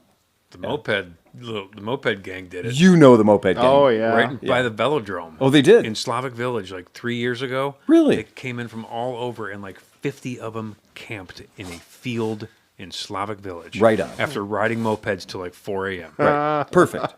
I have no problem Fire with in the middle of it, the Yeah. whole thing, and it went without a hitch. Oh, yeah, you got the numbers at that Moped point. kids are just feral children. I mean, that's just the way it works. They're amazing. We They did that are. 15 years ago when we went up to the one in Michigan, to the yeah. Detroit velodrome that's back in the hood. And when I showed up, there's grass growing up through this concrete thing. It's kind of and it's in a neighborhood where things happen. And they're like, "Oh, we're camping here." And I went, Yeah, like Wait. They're going to fight over who gets to kill us. The biggest thing to hit this neighborhood is going to be the people fighting over who gets to steal our shit. And I'm sitting there, and because it was, mopeds, I had brought out a Puch Magnum Mark II. I brought out a Malaguti, some cool shit that was tuned and quick. And we're just going around in concrete circle with grass and tires burning and all that kind of crap. And I was like, this might be a really, really bad idea. And some of my friends who live in Detroit came out and partied and had a great time. And they're like, no, this is going to be fine. This is going to be nobody's going to have a problem with this. The cops aren't going to get called. Nothing's going to be a problem. About 5:30 in the morning, the bonfire got pretty big. And one of my friends goes, I think we pushed the limit. I think we may be too visible. Right now. And yeah, fire department police showed up. Yeah, and there was like... So there is a limit. Detroit does have a limit. You can hit the excessive button in Detroit with a moped party. Now, the fact that they're in Newburgh Heights there. They're close, yeah. Yeah, I'm surprised they got away with that. Yeah, it was more like There's some active enforcement in Newburgh Heights. Broadway and like Yeah. 49th area. Yeah, So by the shiny you- velodrome. You got to ride that concrete. The park up in Michigan. Yeah, absolutely. It was being run by the Michigan the scooter mafia. Those guys, they were running it for a while, and they were doing a great job with it.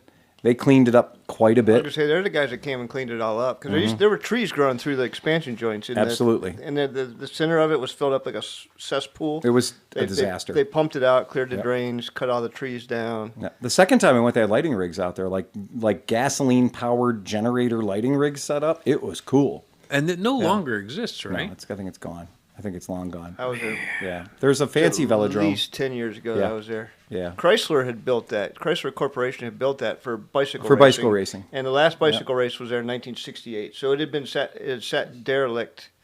Or no, I take that back. I think they built it in 68. The last actual race there was in the 80s. And then it's been derelict ever since. Wow. And it just kind of like was reclaimed by the elements. Yeah. So of course somebody had fun with it for a little while and made it work, and then of course the city had to come in and destroy it. Well, it's just one of those things that was dead for a very, very, very long time, and it did eventually come back. And if you look it up, what you want to look up Detroit Thunderdome Velodrome. That's the pictures you want to see because they're pretty special. I'll go ahead. I'll pull it up just so anybody can see it at home just for fun. Sleepy, I don't know if you want to throw that up. Yeah, there you go. So that's what it looked like on its very best day. It's fun. It's legit. It's great. I've gone over that side. I got a little too spicy and ended up having to chase my bike down the hill on the other side of that. Super fun, super cool, and it's a good experience. Mini bikes out there and stuff, and scooters, mopeds. It's pretty rad. I'll pull up another one just because there's just a better shot. It kind of gives you a better experience of what it's all about. There you go. Bring your camp chairs. That's the setup, and yeah, you're in a neighborhood. You're surrounded. What used to be a neighborhood. It's it's a war zone now. Yeah, right. It's one of those neighborhoods where there's like one house standing on a block. And there's maybe one that's been stripped of all the siding, and then there's like a foundation where you can see the house burned down, but the foundation's still there. Yeah, it was fun. It was super cool, and I enjoyed it. I got a big, huge kick out of it. Thought it was super fun. That's one of those experiences. Enjoy them, live them. When somebody invites you to do something like that, you go do it because what's replaced it has the word Lexus on it. Yeah. And it ain't the same thing. The Lexus Velodrome, I went to a party a couple of years ago, and they said, hey, we're going to the Detroit Velodrome. And my heart got full. I was like, Merritt, we're going to go do something really cool. We're going to go see a part of Detroit history you can't imagine. We're going to go see something awesome. And they took us to this fucking inflatable Lexus thing that they race bicycles in. It's super swanky and fancy. You assholes and your bicycles and your Lexus. Oh, they just took all the fun right out of it. If this is one of the nights under the After Dark, 2012 was the year that I went down there. So that's the last time that I remember. Here you go. It's under the lights. So, whoa, yeah, wow, cool. Three wide under the lights. Doesn't get much better than that. Super fun. Really a great opportunity. So next time somebody invites you to go do something cool, especially if it's in Detroit, you go. know what you could really do there is drive fast and take. You could ride fast and take chances. Play us out of here, Johnny. Bum bum bum bum bum bum bum bum bum bum bum bum bum bum bum bum bum.